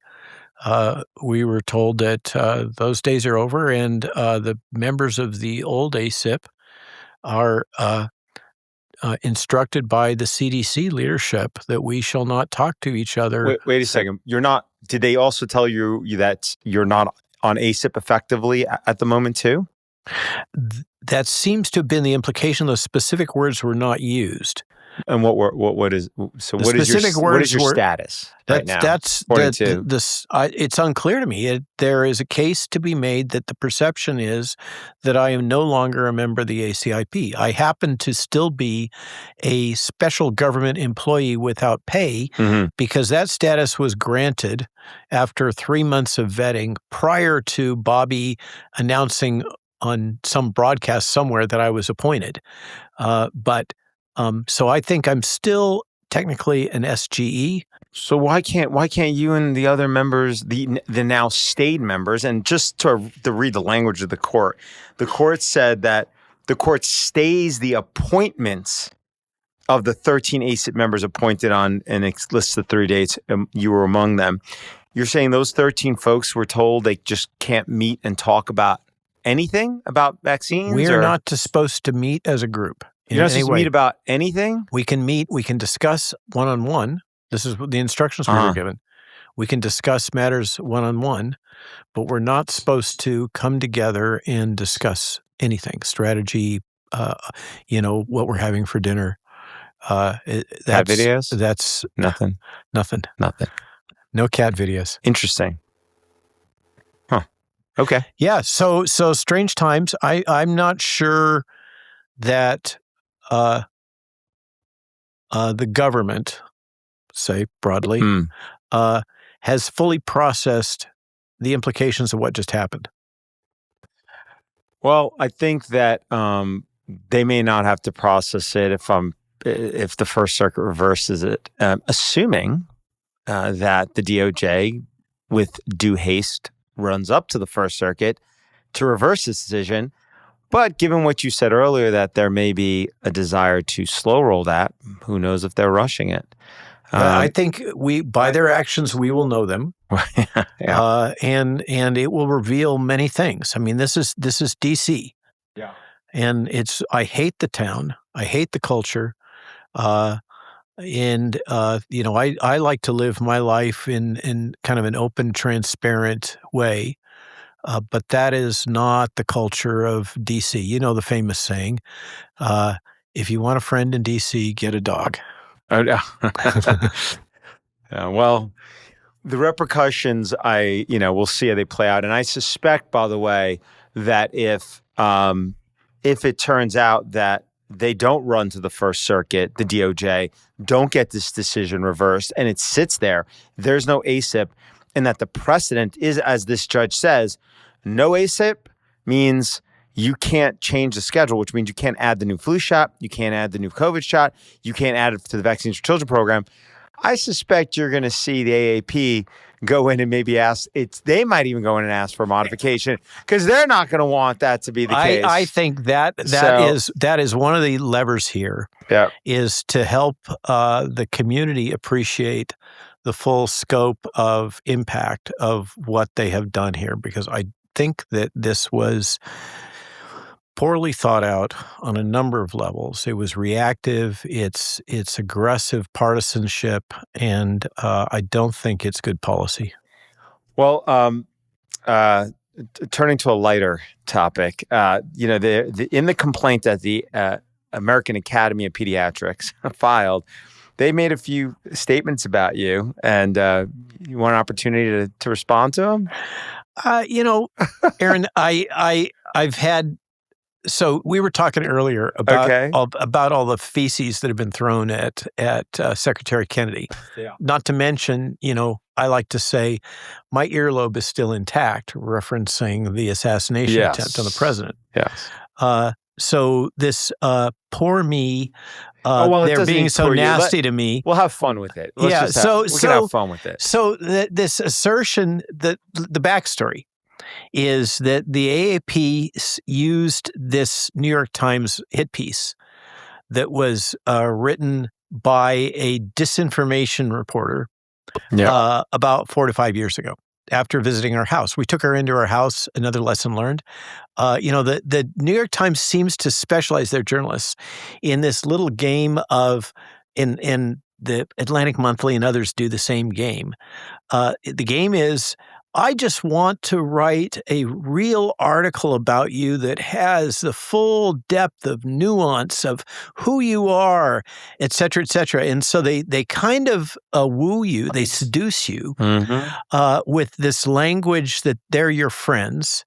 And in this case, I was still wet enough behind the ears that I said, okay, yeah, why don't you come up to the farm? We'll show you the documents. We've got a whole box of all the old laboratory papers and the patent filings and the invention disclosures. Come on up. And that was stupid. So this particular reporter came up, didn't want to look at any of those documents, wanted to take pictures of the very rudimentary studio that I had that I was using for podcasting at the time, et cetera, et cetera. And what came out of that, I happened to have been in Paris at the moment when the New York Times published, and there was the newspaper when I came down from my room of, Dr. Malone, the, false valor, claiming that he had played a key role in this invention, and it's basically saying that I was totally illegitimate. And there's no retort. You have no. This is the international paper of record saying that you are basically lying about your CV. That then became weaponized on Wikipedia as one of the top citations, that I'm basically a liar. And of course that feeds into anything that I've said in questioning the rights of individuals, the importance of bioethics, how wrong medical mandates are, et cetera, et cetera. Well, by inference, all of that becomes illegitimate because I am not an honest broker. That was the point. That's the thrust. That was the point. Yep. And it was an agenda, and the point was a hit piece. And they know what they're doing. So since then, I was brought in, just as another example, as an expert witness for a really egregious case of an inappropriate firing of a employee at Scripps Clinic in La Jolla. And the issue revolved around whether or not there was some alternative way that Scripps could have mitigated the risk of this individual who wouldn't accept the vaccine by testing, et cetera. And so I was asked by the attorney to come up with evidence to support that, in fact, Scripps had viable alternatives other than requiring vaccination. And so what I did was, okay, I say to myself, if I cite this bit of literature or that bit of literature from the alternative community that is resisting the narrative, the judge is just going to discount it, or the opposition, the other attorneys are going to belittle it, and it's not going to go anywhere. And so the only way that expert witness report could have any merit would be to cite official government sources, like, say, the CDC and the NIH. And so that's what I did. I built an expert witness report citing exclusively CDC communications and documentation and information coming from the NIH and their studies. And it was easy to prove. It was timely. This is information that was available at the time that the employer made their decisions, et cetera. So filed the report, and the judge threw it out because I was not a credible witness, citing the New York Times report. Incredible. Okay, and so then along comes this case. And AAP is citing as basically the only documentation for my CV this false narrative that's been actively promoted now for 4+ years and has gotten longer and longer in the tooth. It's become more and more difficult to sustain that narrative. Even Wikipedia is not citing that New York Times article quite so prominently. But nevertheless, the AAP relied only on that article in characterizing my background, which is literally 30 plus years of extensive work in vaccines, vaccine technology, bench to bedside, regulatory affairs, clinical trials, blah, blah, blah, including some leading things like spearheading the Ebola vaccine in the context of the West African outbreak. And getting it, I literally am the one that called up Merck and got it sold to Merck, and now it's the Merck vaccine. And I wrote the big part of the proposals that funded by the government Merck to do this. Okay, but all of that. But somehow you're an anti-vaxxer. Yeah, well, there's that too. Yeah, that's one of the other ironies about this, Aaron. Frankly, is I have this extensive vaccine experience, and I'm attacked as an anti-vaxxer. And by the way, I often quoted as a tweet that I put out that if you're going to, as Webster's does, if you're going to define an anti-vaxxer as somebody who's against vaccine mandates, then I'm a proud anti-vaxxer.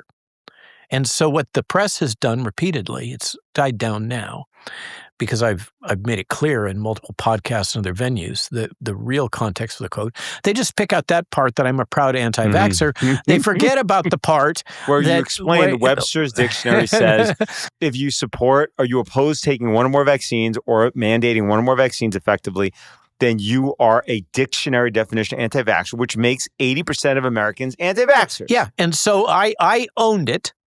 And said, yes, if that's your criteria, I am against mandates, and therefore I am a proud anti-vaxxer. Okay, and so that became a core part of the narrative that gets cited, but this you have to kind of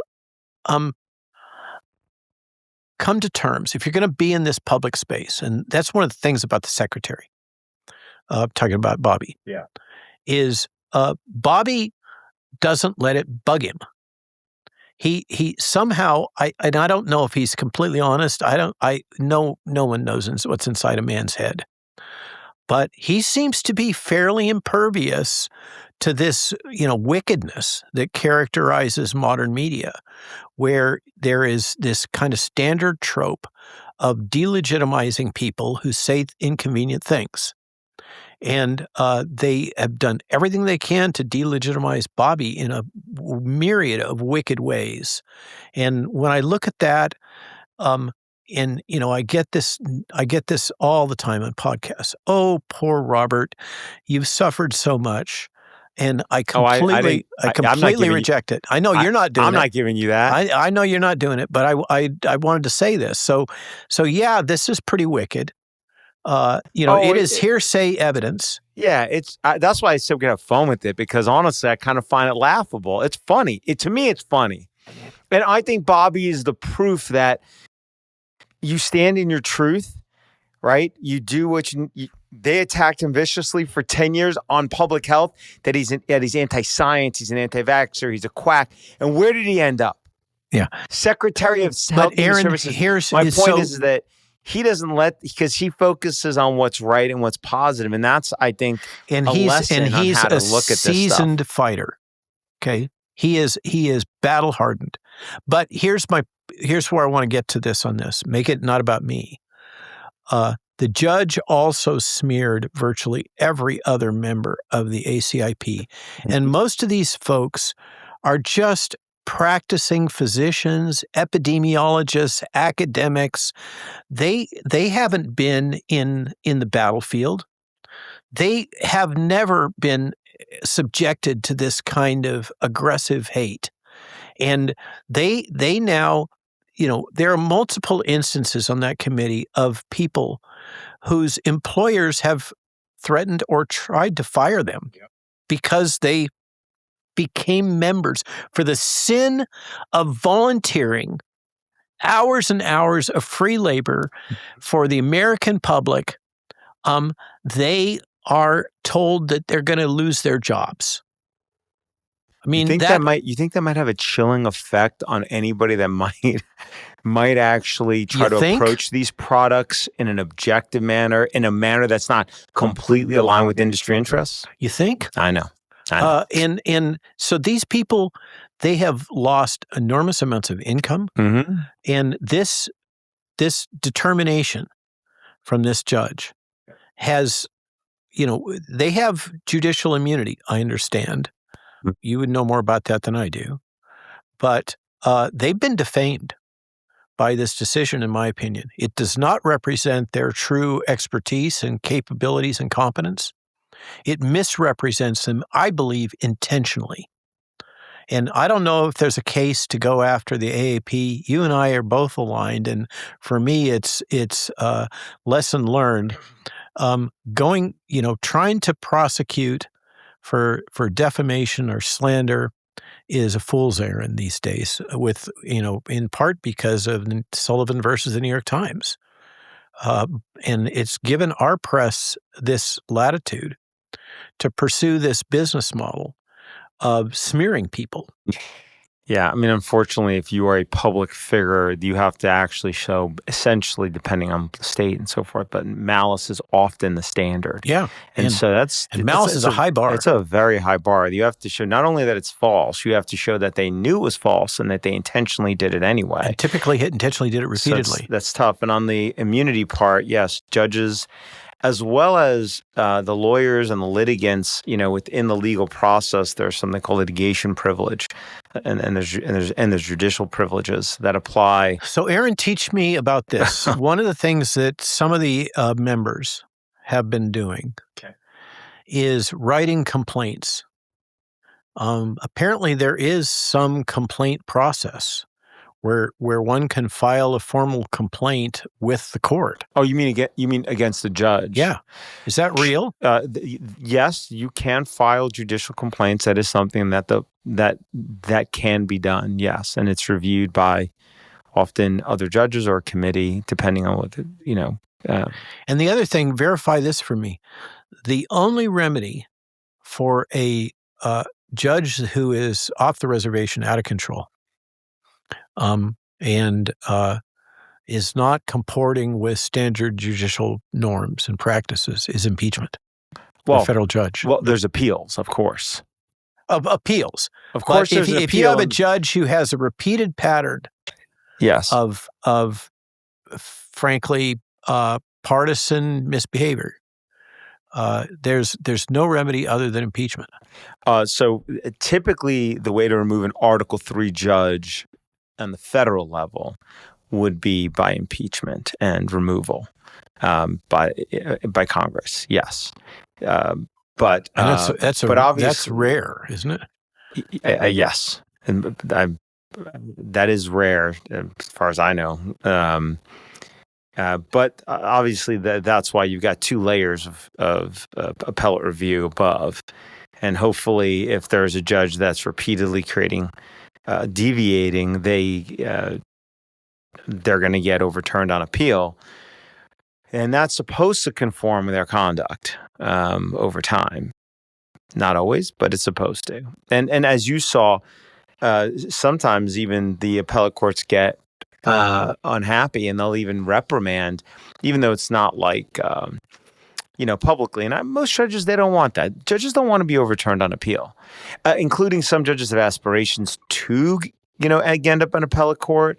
They have, it is a career as well to some degree. They don't want to get overturned as well. So there are some, on the federal level. On the state level, a lot of judges are elected, so they can just not be re-elected. The public can take care of that. So... Yeah. Here's the good news for you. For what it's worth, the New York Times went after you in the manner they did. I apparently, being a little facetious, killed half the country with polio. So, according to the New York Times, and I still get that a lot.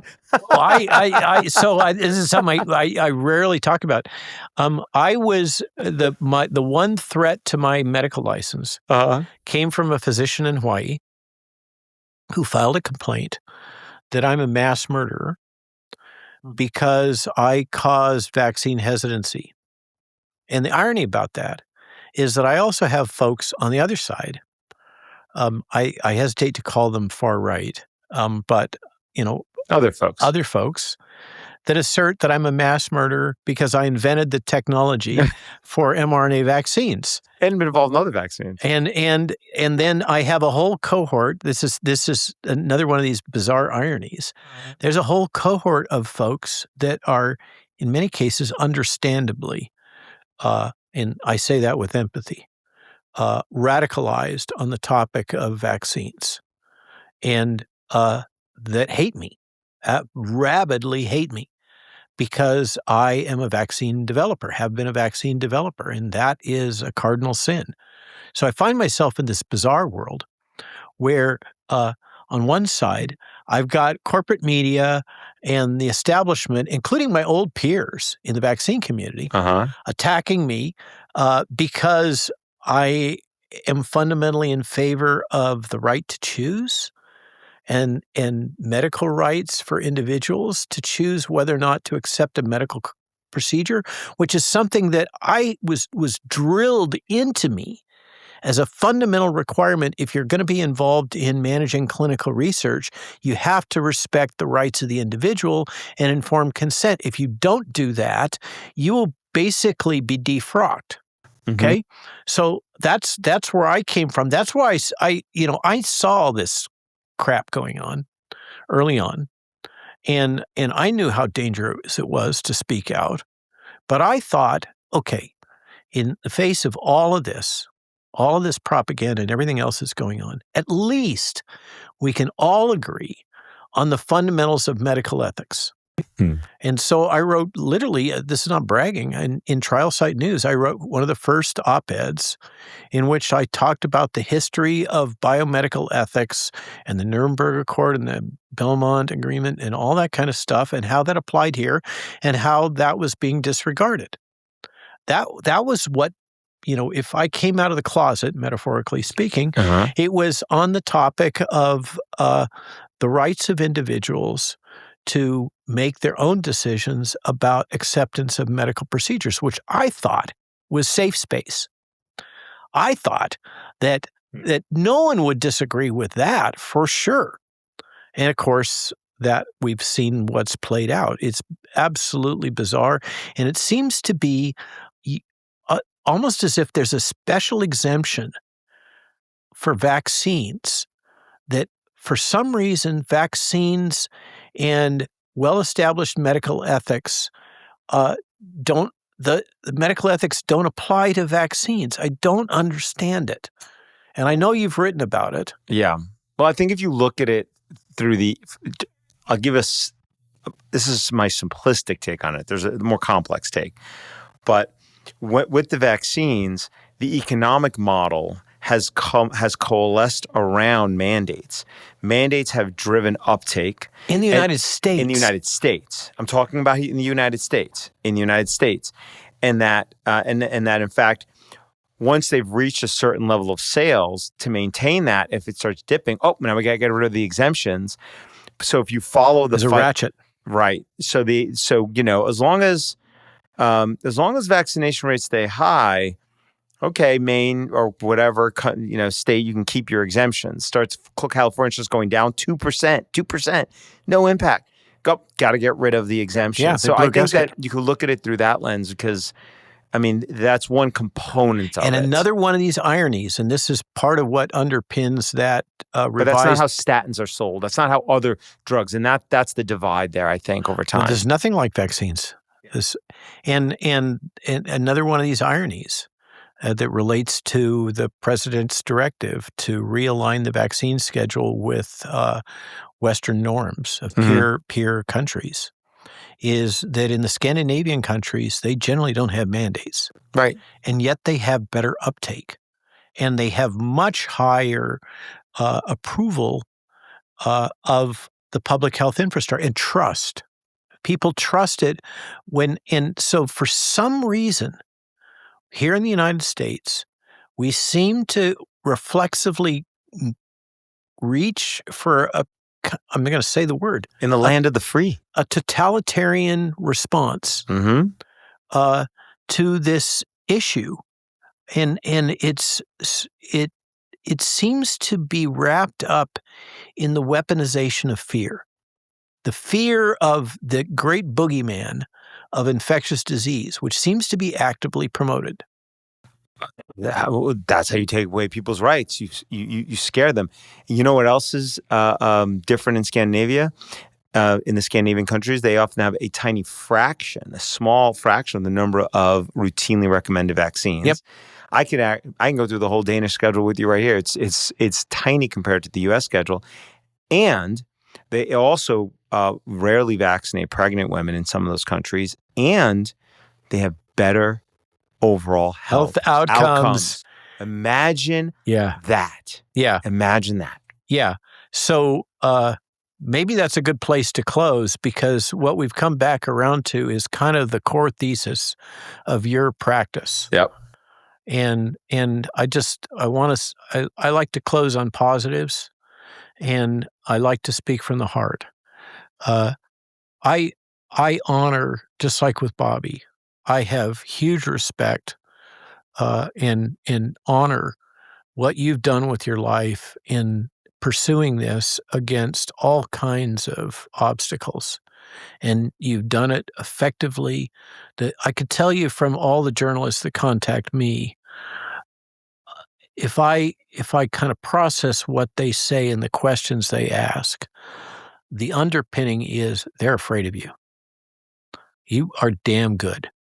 And you showed that in the Ron Johnson hearing, and you showed it at the ACIP. I mean, what I heard as feedback from your speech at ACIP was basically, why did they allow him on there?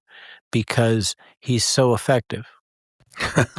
That was really the subtext of the criticism, and so that's my way of really recognizing from the heart what you've contributed to the world with your labors. And I know they're not over. You're still a young man compared to me, but well done, sir, and thank you. Those are very kind words, and I wow, that was very kind. I hope they're scared of me, by the way. I'm pretty sure they are. But I will say reflexively that coming from the place that you are coming from as being a vaccine developer, it's rare for folks to. I was indoctrinated in all this. The logic of the controls have to be another vaccine. This was taught on an almost daily basis. I lost 3 jobs with clients for asking questions about the issue of immune imprinting and influenza vaccines. That's just not allowed. You can't ask those questions in this industry. And then, frankly, my journey, if I can share, please, and this is only talked about in the negative by the press, but I was brought in to support this case of Kraling versus Merck, this key tam case that eventually lost from a Pennsylvania judge that seems to have been, in my opinion, arbitrary and capricious and disregarded the data. But I was brought in, and I'm now constrained. I had to sign legal agreements that I will never work in any area having to do with MMR vaccines, because I was given the ability to look at all the discovery information and to make my assessment. Anybody who doubts my integrity as a vaccine developer or as an objective analyst in this space should read that report that I wrote, which I've been told is one of the most definitive reports indicting the vaccine industry. What I saw was rampant lying, just amazing breaches of scientific norms, all justifying a marketing position. That 2-year plus effort, thousands and thousands of documents. I mean, I got a stack of binders that's longer than this table from that of the discovery documents that I had to wade through and summarize, all manually. That was pre-AI. There wasn't no Claude for that. And when I got through it, and the leadership of the team that was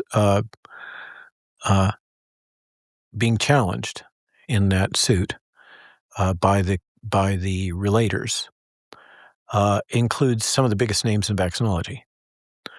And when I saw what they actually did, what they wrote, how they behaved, that's when I realized that this enterprise that I'd committed my entire professional life to was rotten to the core.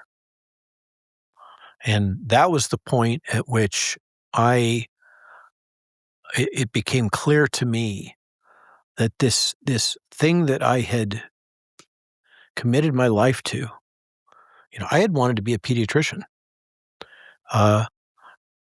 This thing that I'd spent so much labor in my youth, I sacrificed my youth to become skilled in this, was corrupt, and I couldn't be part of it. And that's really, you speak about my journey. The change point there was having to write that expert witness report on Kraling versus Merck. What year was that? It's like ended in 18, I think. 2018? Yeah. And I just in time for COVID. I had to basically train up Dr. Kessler, former FDA director in vaccine science. He wrote his own report based on mine.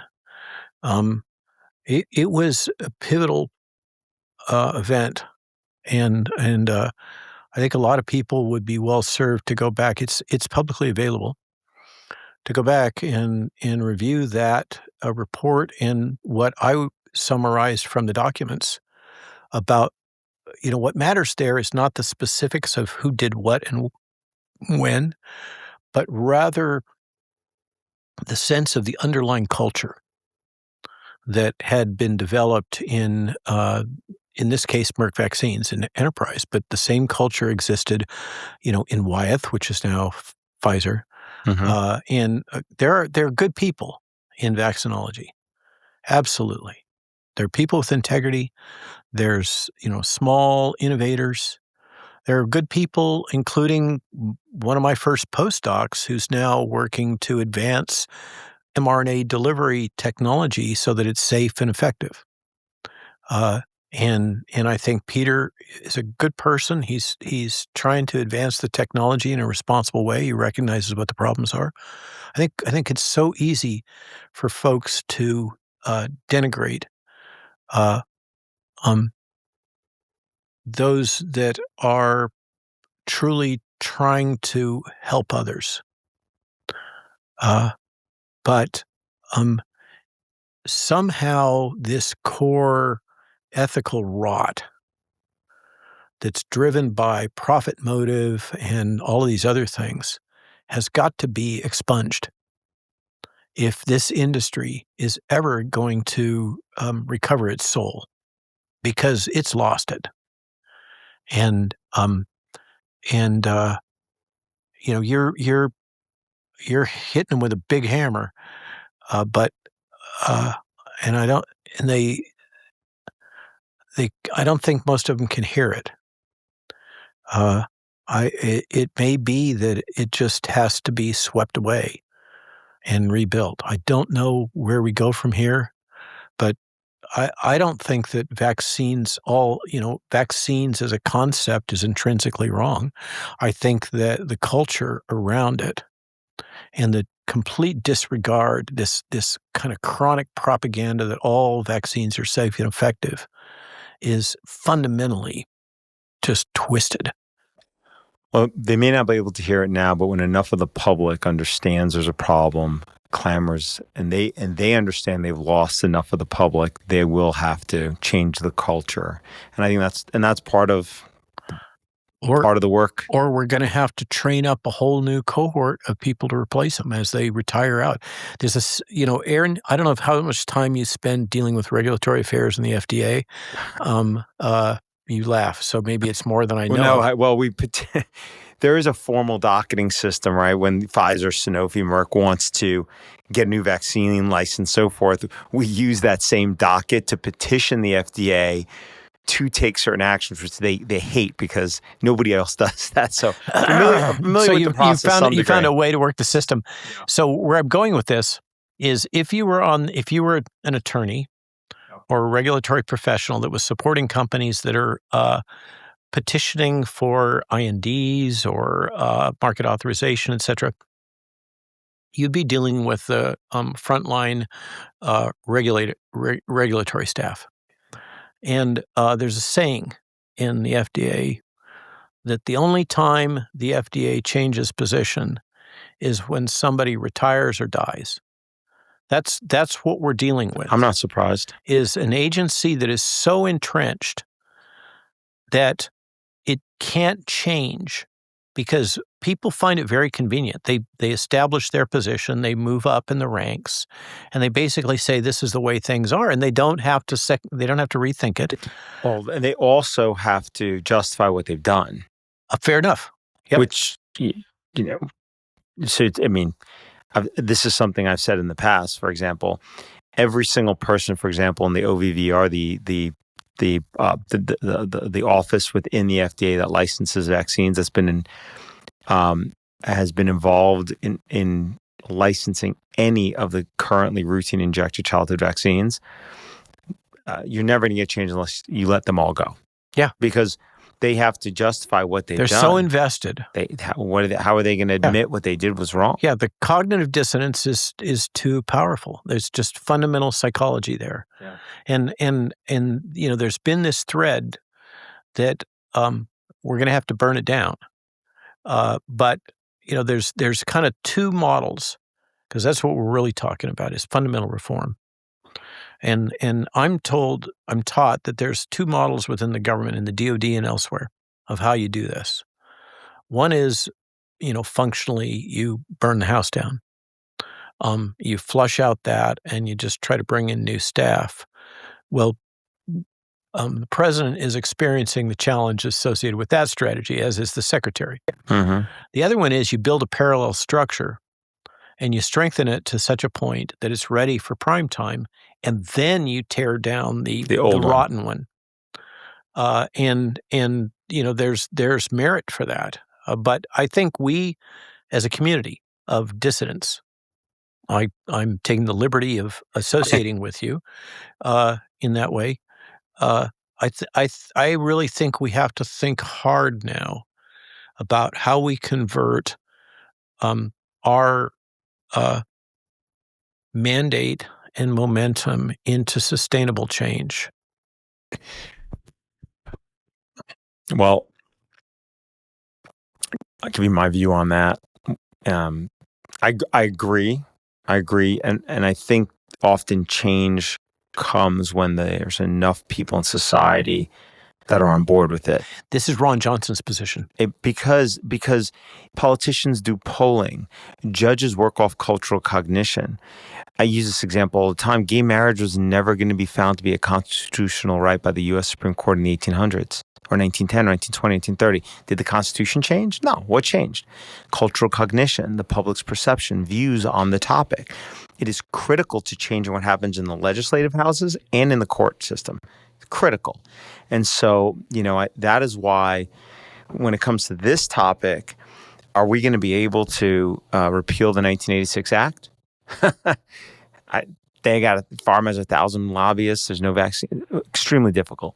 Without repealing the 1986 Act, and by that, what you're referring to is this fundamental act which conveyed the liability protection to the vaccine manufacturer. The National Childhood Vaccine Injury Act of 1986 that gave immunity to the vaccine manufacturer, so that made it so that vaccines are the only product in America where in my law firm of well over 100 professionals, we sue for all kinds of things. But we can never bring a lawsuit ever to claim that had that pharma company made their vaccine safer, this child would not be dead or seriously injured, would not have an autoimmune issue, neurological issue, cardiovascular issue. We can't do that. And vaccines are the only product in America we cannot bring that claim for, the only one. And that's the law that created that reality. And so are we able to repeal that law? No. And if we can't repeal that law, what financial incentive do pharmaceutical companies have to do proper clinical trial zero? Yeah. So they don't have. So how are we going to get pharma companies to do the right thing with clinical? No. Post-legislation? No. And our agencies, now we've seen it firsthand. Bobby is sitting there, Secretary of HHS, and look how hard it is for him to make change. To do anything. So are we going to be able to fix the FDA, the CDC, NIH, even with Bobby at the helm? That's difficult. So what's left? What is the last line of defense? The last line is the ability for that parent or that individual, when standing at a doctor's office or any other, to say no without any penalty. That is the last line of defense. Which is why the vaccine injured cannot be allowed to be heard. And I'm sure that's also maybe part of what really drove so hard to shut down this ACIP hearing, not only from outside, from inside. So that's a sensitive that is certainly a viable hypothesis. Yes. I'm not saying it is. I have no idea. But, as your upcoming ACIP hearing that was just canceled, today, should be happening today. Instead of you sitting here with me, you should be sitting at ACIP. Talking about IgG class switching. And letting the vaccine injured finally get an opportunity to speak, including, I understand, Brianne Dressen was going to be able to come down from React 19, which has one group. It's only one group in America with over 30,000 seriously injured folks from COVID-19 vaccine alone. I suspect, I'm going to speculate, there are forces that didn't want that to happen. There's certainly that appearance. Yeah. Well, I'm glad, I'm not glad that ACIP was canceled, but I'm glad you took the time to come and sit with me today. Thanks for calling and asking me to fly out here and do this. It's as I said, I'm a huge fan, and I'm grateful for the chance. And I don't think perhaps if Joe Rogan called and said, I want you out here tomorrow, I might have done it. But there are not very many people that I would have said yes. For what it's worth, and that my wife would have given me permission to come out on short notice and sit here. So thanks for having me. Well, I appreciate it. And when I was like, I'm going to go through the decision, I said, who better to do that with than with you, Robert? So thank you for doing that. And it is a beautiful place to visit. And the topic matters. Yep. It really does matter. This isn't esoteric. This isn't academic. This is people's lives. Vaccine injured are real. And the Secretary's attempts to reform this industry are heartfelt. And we spoke to Retsef. Retsef is just one. This whole committee think about it. These are professionals. They're not retired. They make their living on a daily basis by doing academic work and seeing patients, doing surgeries. And they're giving up that for free basically in their commitment to help people. I don't know what's in this judge's heart, but I hope he can see that these are not evil people. They're committed to and capable, qualified to make serious decisions about serious topics. This is not a partisan game. The ultimate irony is that despite the gloss that is put on the individuals who were sitting on ACIP till recently, they're doing it because they really have a heart and a commitment to the well-being of children. They want to save all children. Children could be affected by infectious disease as well as those that could be harmed by those products. Precisely. In contrast, the individuals, the AAP that's petitioning this court and driving this court to where it's gone, they really only have one interest, and that's just drive vaccine uptake up. Period. So it's upside down. So and something's got to change, and so I think trying to end on a positive note. Hopefully, this brings people together, and re-energizes and gives them a sense that there is something here that matters, and they have reason to act, to support the secretary, to support the president, to support the thousands of people that are trying to make their lives better. It's not that they're anti-vaxxers. It's that they are acting as responsible physicians, scientists, administrators, the people at the CDC, I could name names, that are involved in the ACIP are incredibly professional, hardworking, committed. Many of them work 7 days a week. Well, let's see where this goes. Well, on that positive note, we'll close it off. We'll close it off, and we'll reconvene, I suspect, at some point in the future, and maybe we'll look back and laugh at what happened here in the last 24 hours. or at least learn from it. At least learn from it. Let's leave it at that. All right, good. Thank you, Robert. Thanks.